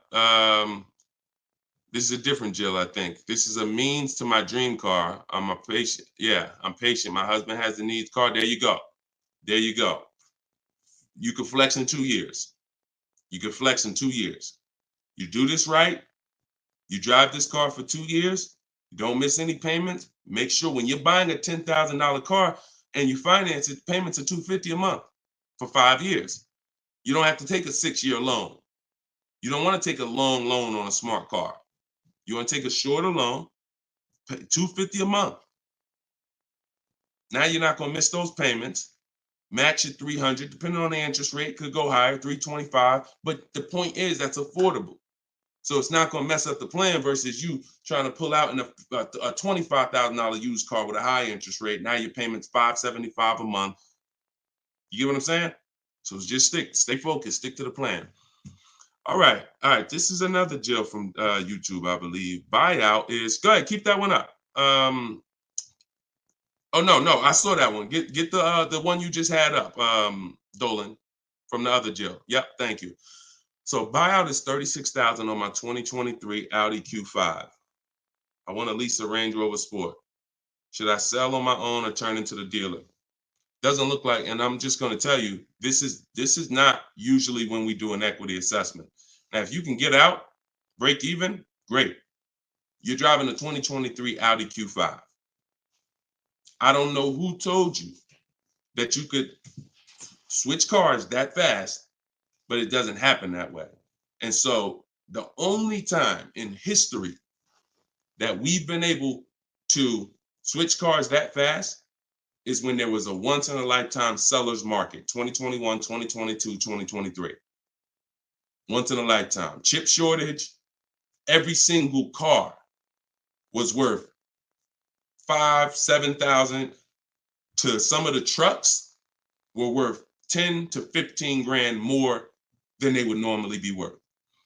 Now, I told people back in 2020 that 2021 that was going to come to an end, and don't get used to this. But I told everybody who would listen, you need to cash out now because your vehicle is never going to be worth more today, never going to be worth more than it is today. But that's over. So if you may have cashed out, some people, you sold a car. If you sold a car back then, you can type, type dollar signs. If anybody sold a car from 2020 to 2023, and you got crazy value for it. Some people were like buying cars, and 2 years later, they got all the money back. I did that twice. I leased a brand new Jeep, 2018, and I sold it in 2021, and I made $8,900 after I drove it for 3 years. And my mother, I helped her sell her Mazda CX-5. She was a low mileage driver, and I helped her cash out. She made $10,200 after she drove it for 3 years. Made a video. I recorded her and my dad. They couldn't believe it. They couldn't believe that they drove a car for 3 years, turned around and sold it, got every single dollar they put into it back. And he was like, all right, man, I'm looking forward to doing this again. I said, Dad, this ain't gonna happen again. So enjoy it. You were part of a once in a lifetime market where you cashed out and you won. But we cannot base our strategy anymore off that. That's over, and you'll get in trouble financially trying to do this. So there is no setup where you could buy a car or lease it and in a year, 18 months, trade it, replace that car. Just not. Because we already talked about earlier, let's take a $50,000 car. A year later, if you don't drive it 1 mile, what's it worth? Didn't drive it 1 single mile, just parked it right outside your house. 43, 44, max, absolute max. So when that car is losing value like that, whether you bought it or leased it, the asset, it's what the car is worth. Forget about the finances attached to it. You can't, and look, if it's a Jeep Wrangler, if it's a car that has a high resale value, like a Jeep Wrangler or a G-Wagon, these are top 10 best resale values in the world, then all I'm going to do is after I lease it, I'm just going to sell it and I'll make the equity. But I'm not going to look to trade that car or replace that car in a year, 18 months, break my lease contract. Now you do your equity assessment, Jill. Call your leasing company, find out what your payoff is. You said it's 36. Now, if you can get offers higher than 36, then you can get out. Very simple. So get the offers from the companies that I mentioned about 15 minutes ago. I laid out the 6 companies. But when you lease, though, you must put no on those websites. It's going to ask you, do you have owned? Is the vehicle owned, leased, or financed? You want to put owned, because something triggers on their websites. They think every lease has a third-party restriction. Most of them do, but if you just want to find out what the market value is for your car, and if you could get out and make some money or break even, then yes, you can jump out, no problem. But if you see that your buyout is this and all the offers are below that, then what you're now about to do, even if you say, because some people will say, all right, well, I'm gonna walk in the dealer, see if they can work a better deal than that. No dealer is going to give you more than the online buyers. So if you run those online quotes and all of them are less than your payoff, all a dealer is going to do is take the negative equity and the desperation for you to get out and roll that negative equity over to your next vehicle because you're desperate to get out for no reason. So that's the real. You can do what you want. I would suggest you don't get out of your lease. You don't break a lease contract until you can financially do it, which means I can break even, I can sell, and I can get equity, or either break even. Break my contract, but I'm not coming up with a dime because a dealer bought my car and I'm out of this thing. That's the only way I'm breaking a lease contract. I'm not rolling negative equity. I'm not going to create negative equity in a lease to get out of a lease early for no reason. It just doesn't make financial sense at all. All right, no problem, Jill. Happy to help. Happy to help. Okay, so that's step 2. See, the equity assessment step, guys, is so important. See, because it's the foundation of our deal. So when you look at step 1, the leasing versus buying question, how many years do you keep in the car? 8-year rule. That's step 1, super important. Foundational of your deal. As I said, you can't get a good deal if you purchase, but you should have leased. Impossible. You got a bad deal. I don't care how much money you get off. Now, second step is if I have a car to replace, I got to do an equity assessment because I need to know, is this car that I'm in going to be going to prevent me from making a move right now? Too much negative equity, I'm prevented from making a move right now. If I can get out, make some money, now I got some money. I can sell. I can put money in my pocket, put it in my bank. That means it's an asset. It's a blessing to me.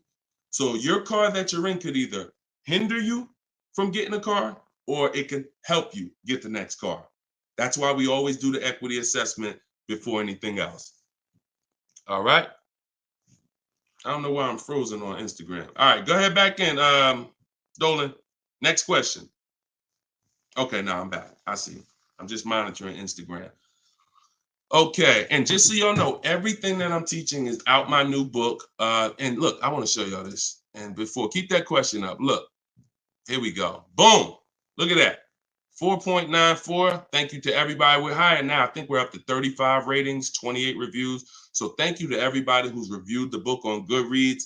Appreciate you. And thank you for everybody who's using it. Make sure you are writing me with your success stories. Show me your deals so that I can post them just like I posted Tiffany's deal. But everybody can get the book. You can get yours for it's normally $97.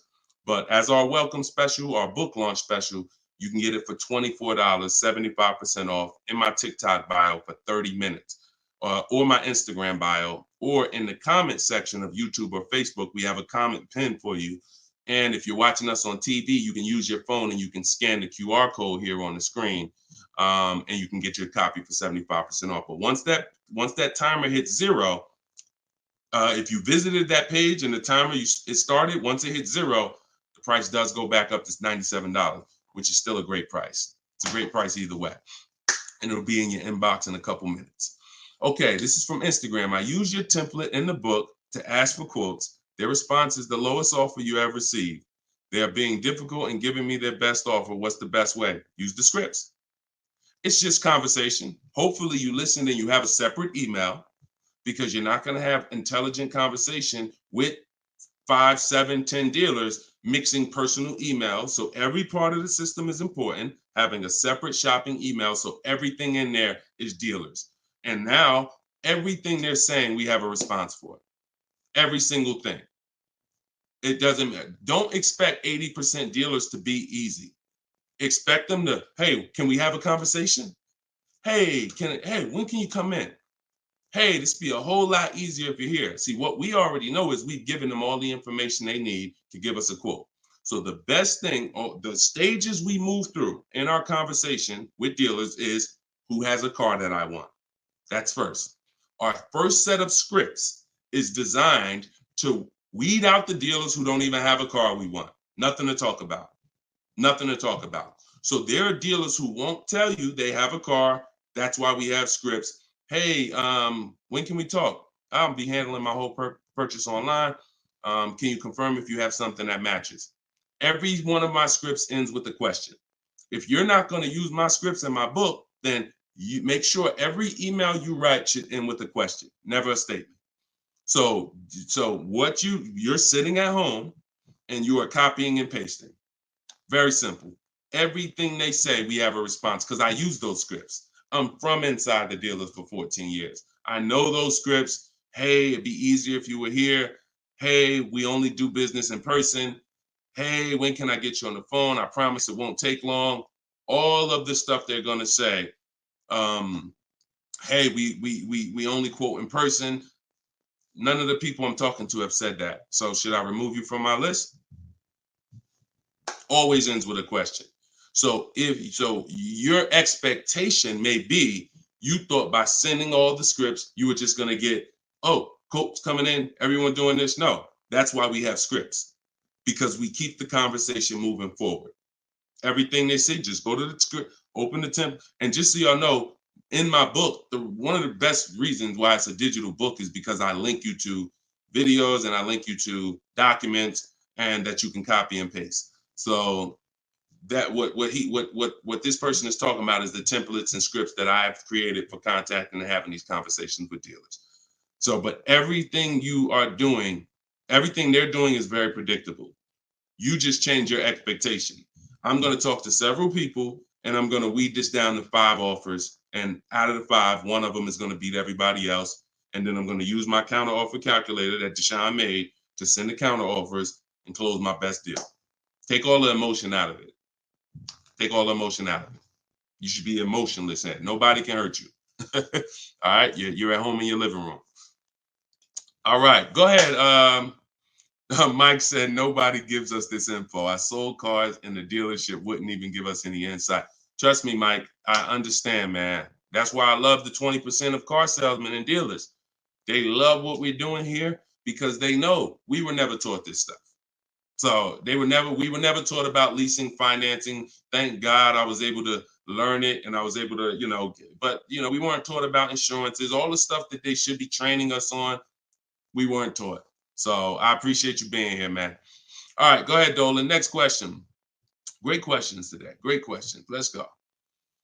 I see you. Shout out to the people running the likes up on TikTok. Can y'all just keep tapping the screen every couple minutes if you could? If you enjoying the show, you getting value out of what we're doing, every couple minutes, if you could just tap that screen and keep running those likes up. I appreciate y'all. It lets TikTok know we talking big money over here. Yep, I see it. Thank y'all. Appreciate you. All right, this is Gary on YouTube. When leasing, is it all about purchase price? No, it isn't, Gary. Great question. When purchasing, it's always about purchase price. All in, out the door, tax fees, everything included. Purchasing is always. Now, leasing, we get our lease offers, and this is where we eliminate the term down payment. We no longer say down payment. I want you to eliminate that word, those words from your vocabulary. You want to replace them with total out of pocket. Total out of pocket. So all of our lease offers we're going to get is following the 1% lease deal principle, which is, because some people, I know Judith still asks, oh, hold on one second. Hold on.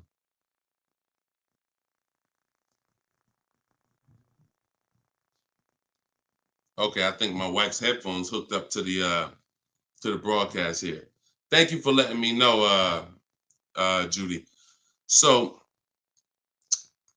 when we're getting, so the 1% lease deal rule is older than, it was around, I think, before I got into the car business at 2006. And what it was is if your lease payment was 1% or lower of the MSRP of the car, you stole a car. Stole a car. Example, I know if you've never seen a 1% lease deal, let me show you a couple. So this is Greg. Greg, look, first time posting here. I'm excited. My latest lease, graduated. Now we have a particular online, video library here. So when they say graduated, I have a coaching program, and but the steps are the same. So I always say, get in where you fit in. Steps are the same in my book, in my video course. You said I followed the steps, set up a great lease deal, 36 months, 12,000 miles per year, all said and done. Monthly payments $527. MSRP is $56,275. So when you divide the monthly payment into the MSRP, you're going to get a number. Now, when you multiply that by 100, so I'll give you an example. Let me show you how this works. In Greg's case, I got my calculator up here. I would take 527, divide that into 56,275, which is the MSRP, not the selling price. Doesn't matter the selling price. The MSRP is how we gauge the value. Now, that's 0.009. Then we multiply that by 100, and that gives us 0.93%, which is what he put here in his post. So that's an under 1% lease deal. Look, it was a steal. I think someone messed up on the paperwork. No other dealer came close. There we go. Same thing with Frina. Frina just got a Jeep a little while ago. Look, her deal was better than his, my God. But it's a better lease program. Jeep had a better lease program at the time. So, I mean, she got a $579 a month lease on a $65,950 Jeep Grand Cherokee hybrid. Out of control. So this is how we're shopping. You want to follow the format of the 1% lease deal, which is I shop with 12,000 miles per year. If I'm doing 18,000, I'll adjust it later. If I'm a high mileage driver, who's a high mileage driver? You drive more than 20,000 miles per year plus. Who's a high type HM if you're a high mileage driver? All right, type HM. You adjust it later. 25,000 mile a year lease. You always shop with 12 because that's how we judge. I see you, Mr. Silver. That's how we judge. I see you, Ado Johnson. Or no, A.D. Johnson. Sorry. So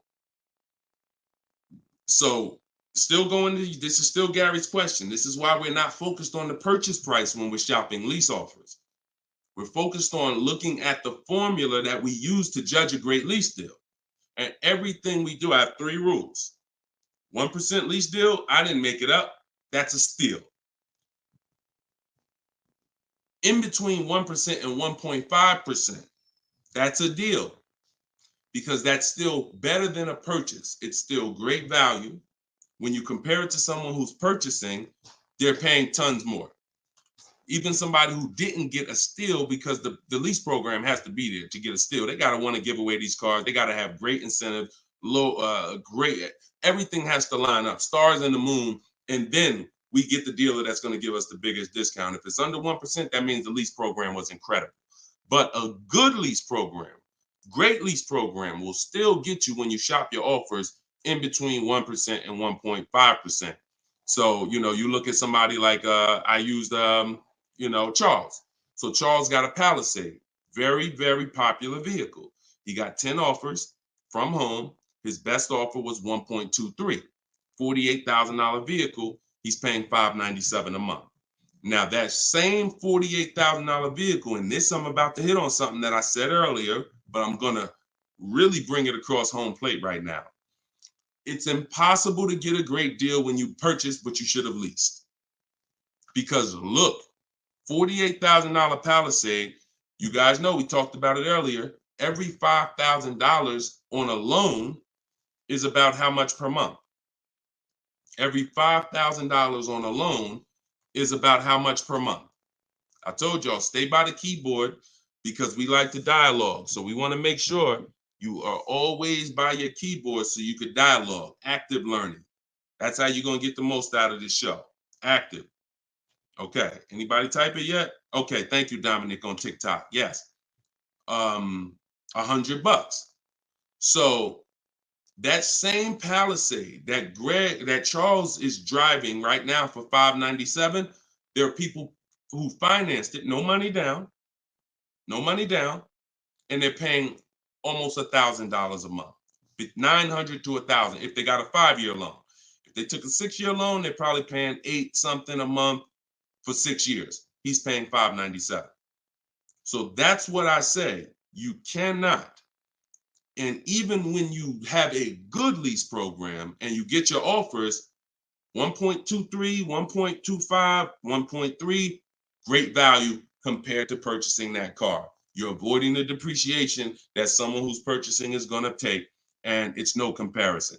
So, but there comes a limit. That's the third category. We got the steals, we got the deals, and then we got, I call this, it's time to chill. 1.5%. Above that, it's not a deal. There's no value there.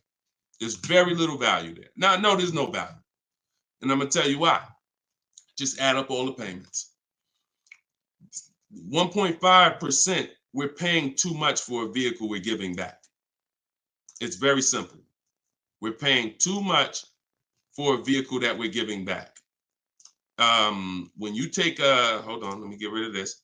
Put the banner back up for those of you who want your book at 75% off. Just scan it right there. Once you get above 1.5%, there's no value, because if you take a $40,000 vehicle, a steal at 1% is $400 a month. A deal is between 4 something and 6. That's 1 to 1.5. 600 a month. Now, above 600 a month, let's take 650. That's 650 divided into 40,000. 650 divided into 40,000. That's a 1.6 lease. I never signed it. Never signed it. I'm gonna tell you why. 650 times 36 months, $23,400. $23,400 I'm paying over 3 years for a $40,000 vehicle that I'm giving back. I paid more than half of the vehicle to give it back in 3 years. So those of you who always wondered what the 1.5% rule, I had to create it, because the 1% rule, a lot of savvy people knew about it. But I noticed There was no threshold for when a bad lease deal. When are we at a bad lease deal now? We know what a steal is, but what's the bad lease deals? And when I started looking at the comparison to purchasing and then the giving a car back, once you get up above 1.5%, there's no value in leasing that vehicle. Next. Clear? We don't sign bad lease deals. Only time we did that, I'm gonna tell you something. All through the pandemic, I had people making 5, 7, 10 grand. Kid you not, hundreds of them. If they were making that kind of money selling their leases, then that was the only exception. Some of them will take a 1.6 lease, put money down. Some of that big equity they had that they didn't even know they were going to have, they would put it down to lower their payment. But that was the only exception back then. I never co-signed somebody doing it now. Okay? There we go. Gary, Gary, in my TikTok bio, are you on my email list? Send me an email. You want the whole, you just send me an email and we'll make sure we get you in. And that's a special price, and I'll get you the special price to join us. Okay. I don't know how, can we communicate on YouTube? I don't think we can. I think we can only communicate. If you follow me on any of the other platforms, Gary, YouTube, TikTok, Facebook, Instagram, they allow those direct messages and we'll be able to see you. Just send me a message and I'll get you some, I'll have the team find some special link to get you in at that price. All right. MSRP, Todd, is always the bottom line. Okay, this is a great question. Hold on. We'll pull another question up, but I want to do Todd's question he just asked right here. He said, do you include freight and handling in the MSRP calculations? That's a great question, very common. Let me show you this. When you are looking at the MSRP, y'all, leases and purchases of brand new cars, used car purchasing is different. But when you're shopping, we're always shopping based on the MSRP. So let me show y'all this. I'm actually going to save a window sticker right now, and I'm going to bring it onto the show. Hold on. All right, so let me go here. Boom. Check this out. All right, here we go. Hold on. It's loading. Boom. All right, so here's a window sticker. Now, these numbers could be a little confusing. We want to go right there. Right there. Total MSRP is all we care about. Right there. Total MSRP. Because you do pay for destination to get the car from the factory to the dealership. That's included. Like that's we pay for that. So it's no problem. We need to know. You don't want to account for any of these numbers up here before the option. It's always the bottom line MSRP, total MSRP. Now, if you ever see an addendum next to a window sticker, you see a handwritten addendum or a typed addendum that takes this total MSRP and it gives some other stuff next to it, we pay no attention to that. And in my case, if you're using what I'm teaching you, you would never even be talking to that dealer about getting a quote until you got home. So even if you go, the only time we would actually even see that particular dealer, that particular window sticker, is if we showed up to test drive the car and that particular one that we test drove just so happened to have the addendum on it. That's the only time we'd even see it. Quite honestly. It's no way, it's not even something, because we never talk numbers in the dealer. Your leverage is at home. Everything I'm teaching you is your leverage is at home. You can talk to multiple people from home. You can get bids from home. You can put people against each other from home. You're in control from home. You lose all of that sitting down at a car salesman's desk and going back and forth one-on-one. You can see the whole market at home. See, we get below market deals. I want you getting below market deals. There's no way for you to get below market deals without seeing enough offers to know the market. I can never sit down across a car salesman, across this table from a car salesman, and get a below market deal because I don't know what the market is. I only know what your price is. And every single one of your competitors is going to offer me a different price. Some higher, some lower, depending on who you are. And so I can only expose that information by being at home.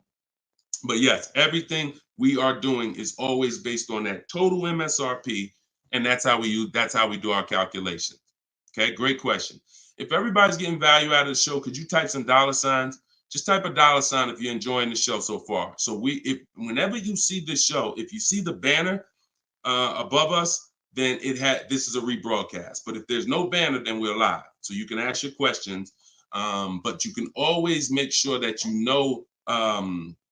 I always want to make sure that you guys have access to the live shows so that you can use them. But even the rebroadcast, if you're sitting on watching the rebroadcast, you're going to get the same value pretty much as somebody here live, because somebody's going to ask the same question you had. I can almost guarantee it. So I'm glad. I see a lot of dollar signs. Perfect. I see a lot of dollar signs. If you haven't subscribed to us on YouTube, please subscribe so that you can keep in touch with what we're doing here. And certainly, good job. I'm happy everybody's getting value. Go ahead, Dolan. We got a few more minutes. Post another question. Great questions today. All right, this one's from Instagram. I haven't had any car leases on my credit before. How likely will I be able to lease an $80,000 car? I have great credit. If you got great credit and income, then you could go for it. Great credit and income, you could go for it. Whether you have the car. Now, I'm going to tell you something. Mercedes did not want to be people's first lease. So there are snooty brands out there. I cannot tell you that because BMW may not be that way. Audi may not be that way. Range Rover may not be that way, because I think Chase does their leases. So, but when it comes to Mercedes, they didn't want to be your first lease. You really had to have some type of comparable credit. But if you have great credit and you have the income, then certainly I'd be going for a lease. No doubt about it. No doubt about it. Just like the chicken and the egg, you know what I mean? Like, which comes first? Or it's better is the job and the experience. You can't get a job without experience. You can't get experience without a job. So in this particular case, somebody has to be your first, lender, and most of them will. Yeah, most of them will. You know what I do too? One more thing. I have this in my book too. Just so y'all know, every little detail is not left out, because I've been doing this since 2006. I've heard every question, and I knew every question has a place. What I do, if I'm you, is before I even shop for a car, if I don't know for sure, even with great credit, if I could get approved, I would call and I'd ask for the finance manager, and I'd tell him my situation. And I say, hey, look, you know what? I got a 740 credit score. I make this a year. I never leased before, but what do you think? And if a Mercedes finance manager would tell you, nah, it's probably not going to work with Mercedes. But someone else would say, nah, that's fine. So that way you don't even waste your time getting all your offers just to find out that this is one of the snooty leasing companies. All right. All right, there we go. All right, shoot the next one up, Dolan.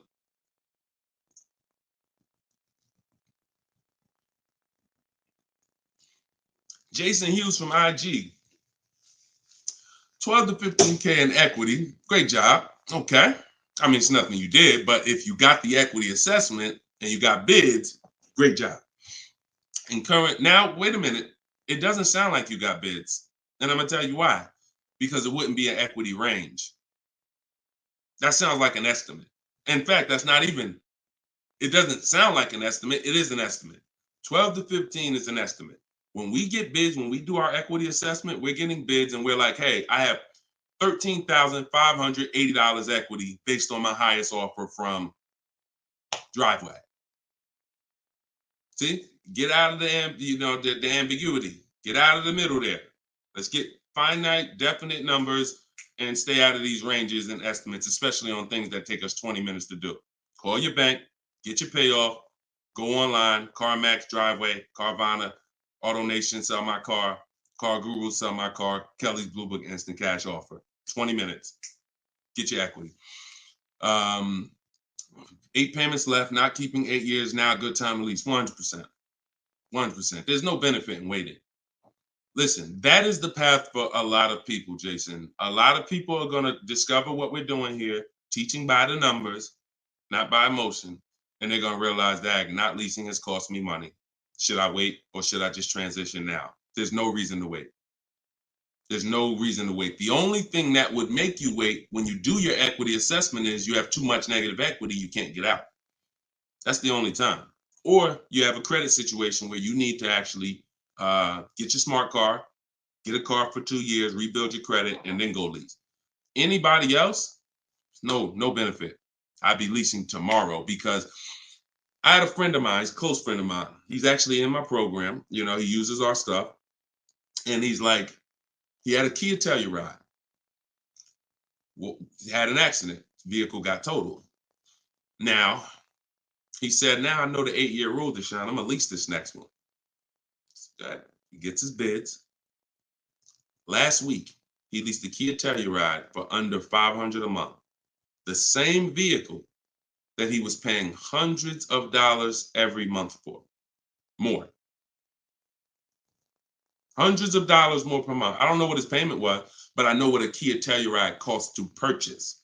A $45,000 Kia Telluride to purchase with no money down is $800-900 a month.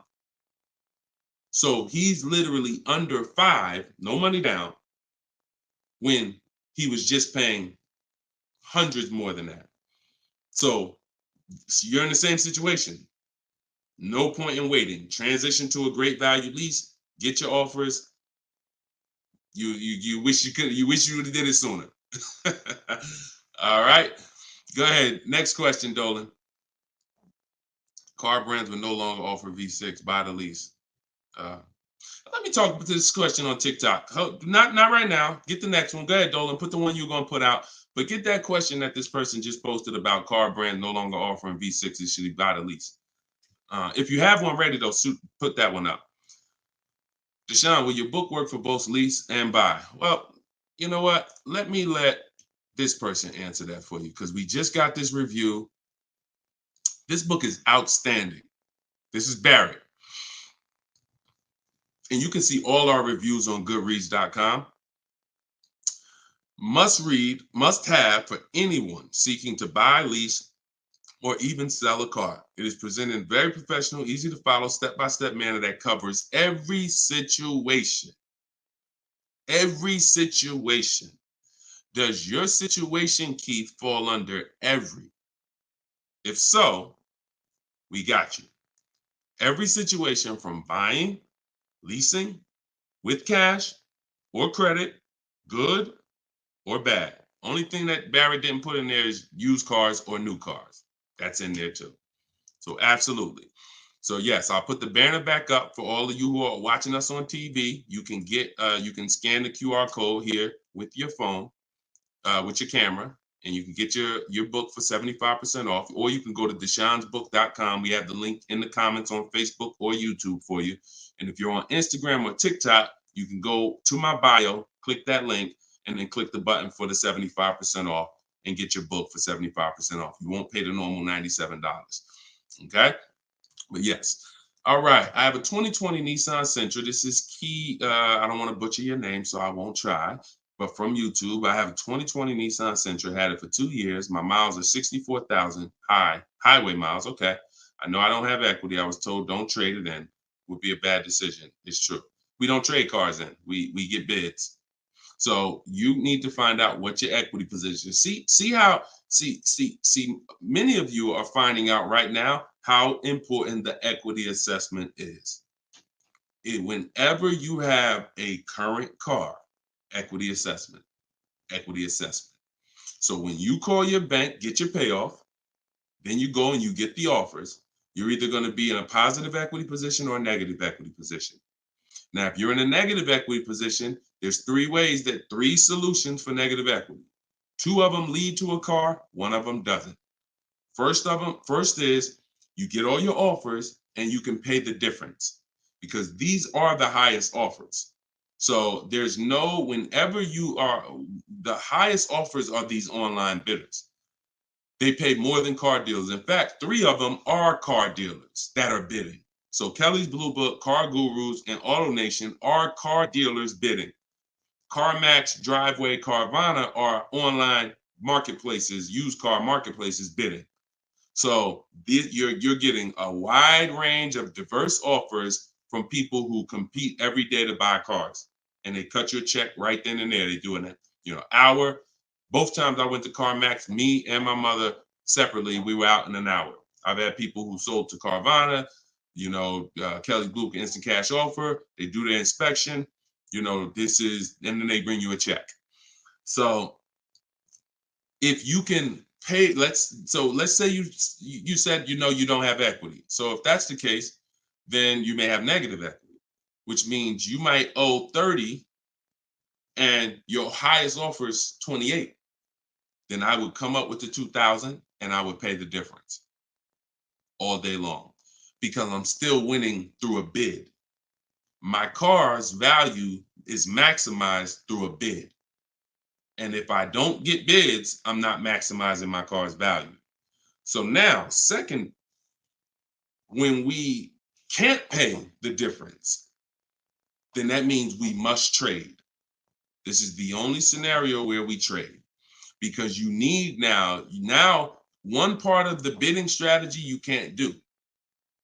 So you're going to do the other part of the bidding strategy, which is now think about what car you want.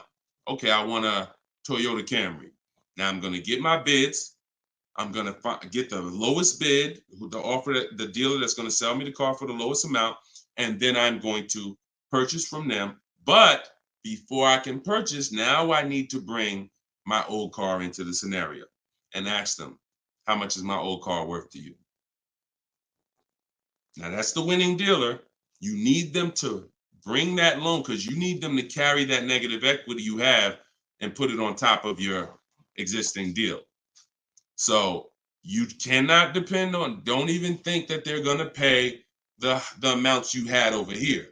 Oh, Driveway was offering me 29. Yeah, you could tell them that, but again, they're not going to be able to pay that. They can't beat all their competition on the bid and then beat all the online buyers on the bid. So that's why I say your first option is always to pay the difference. Because you can win with bids there, you maximize, and then you do a separate transaction, you can still keep them separate.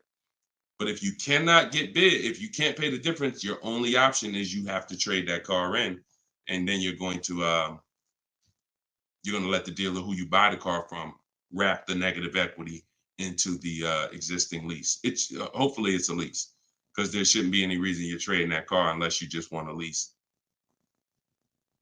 To buy another car, unless you're saying you're keeping it 8 years, which, like I said, most people, I've been doing this for years, they're going from a finance to a lease. Now, one more scenario. I told y'all it's 3 ways out of negative equity. One leads to no car. You have too much negative equity and you cannot put it on top of the actual deal because banks have loan to value ratios. So if you have $10,000 of negative equity, you can't just slap that on top of a $30,000 or $40,000 car. It's going to be too much unless you put money down. So you can't if you got some cash, you can make the deal happen, but you're not going to be able to do a no money down deal because you're looking to have the bank approve the car, the tax, the fees, which probably another $1,500, and 10 grand of negative equity. And then you want to find that's too much because the dealer has to go to the bank and say, we know this car is priced at 40, but we'd like you to lend this person 54. They're not going to do it. They might lend max 50. So the more negative equity you have, if it's too much, you're either going to have to bring some cash to the table to get the deal done. And if you have no cash, you got to wait. You got to pay down the car. It's the only option. That's why I say, know the cause of negative equity. It's usually because you haven't leased. 99, I could tell you the way out. I just gave you the way out. That's in my book, 3 strategies for negative equity. But when if you don't know the cause and you just turn around and get another purchase and you're not keeping it 8 years, you're going to be in negative equity again and again. And there's plenty of people, and some of you, maybe you, where you're like, dag, Deshone, that's me. Every time I go get a car, negative equity, negative equity, negative equity. It's like a vicious cycle. And the solution is you need to lease. What's causing that is you don't lease. So you're overpaying by thousands of dollars. All right. So Listen, y'all, we will be back. We like to do these shows twice a day. If you're on my email list, you'll get the notification. We like to get through as many questions as possible, keep this around an hour, 15 minutes. And so all of you, appreciate you coming. If you want every single thing I teach in one spot in a step-by-step format, that's my new digital book. It's called Cars from Home, 7 Steps to Saving Time, Money, and Avoiding Dealerships. And you can get yours for 75% off in the comment section on YouTube. We got a comment section that's pinned, deshonsbook.com. Same thing on TikTok. I'm the same thing on Facebook. But if you're on Instagram or TikTok, it's in my bio. There's a website right in my bio. Click it and grab your 75% off. You'll get it for $24 instead of the normal $97. Now, if you went there and that timer started, then certainly get there before it hits zero, because once it hits zero, you have to pay the 97, which is still a great price. So my goal for this book is to be the most valuable book financially that you've ever gotten. That is my goal. So use it. Write me with your success stories. Show me your deals when you pick up your cars. Write me, email me, Deshone, just like Tiffany did. I want all of you emailing me your deals so that I can share them on the show. All right. So we'll be back. We'll be back with the next show. This was episode 9.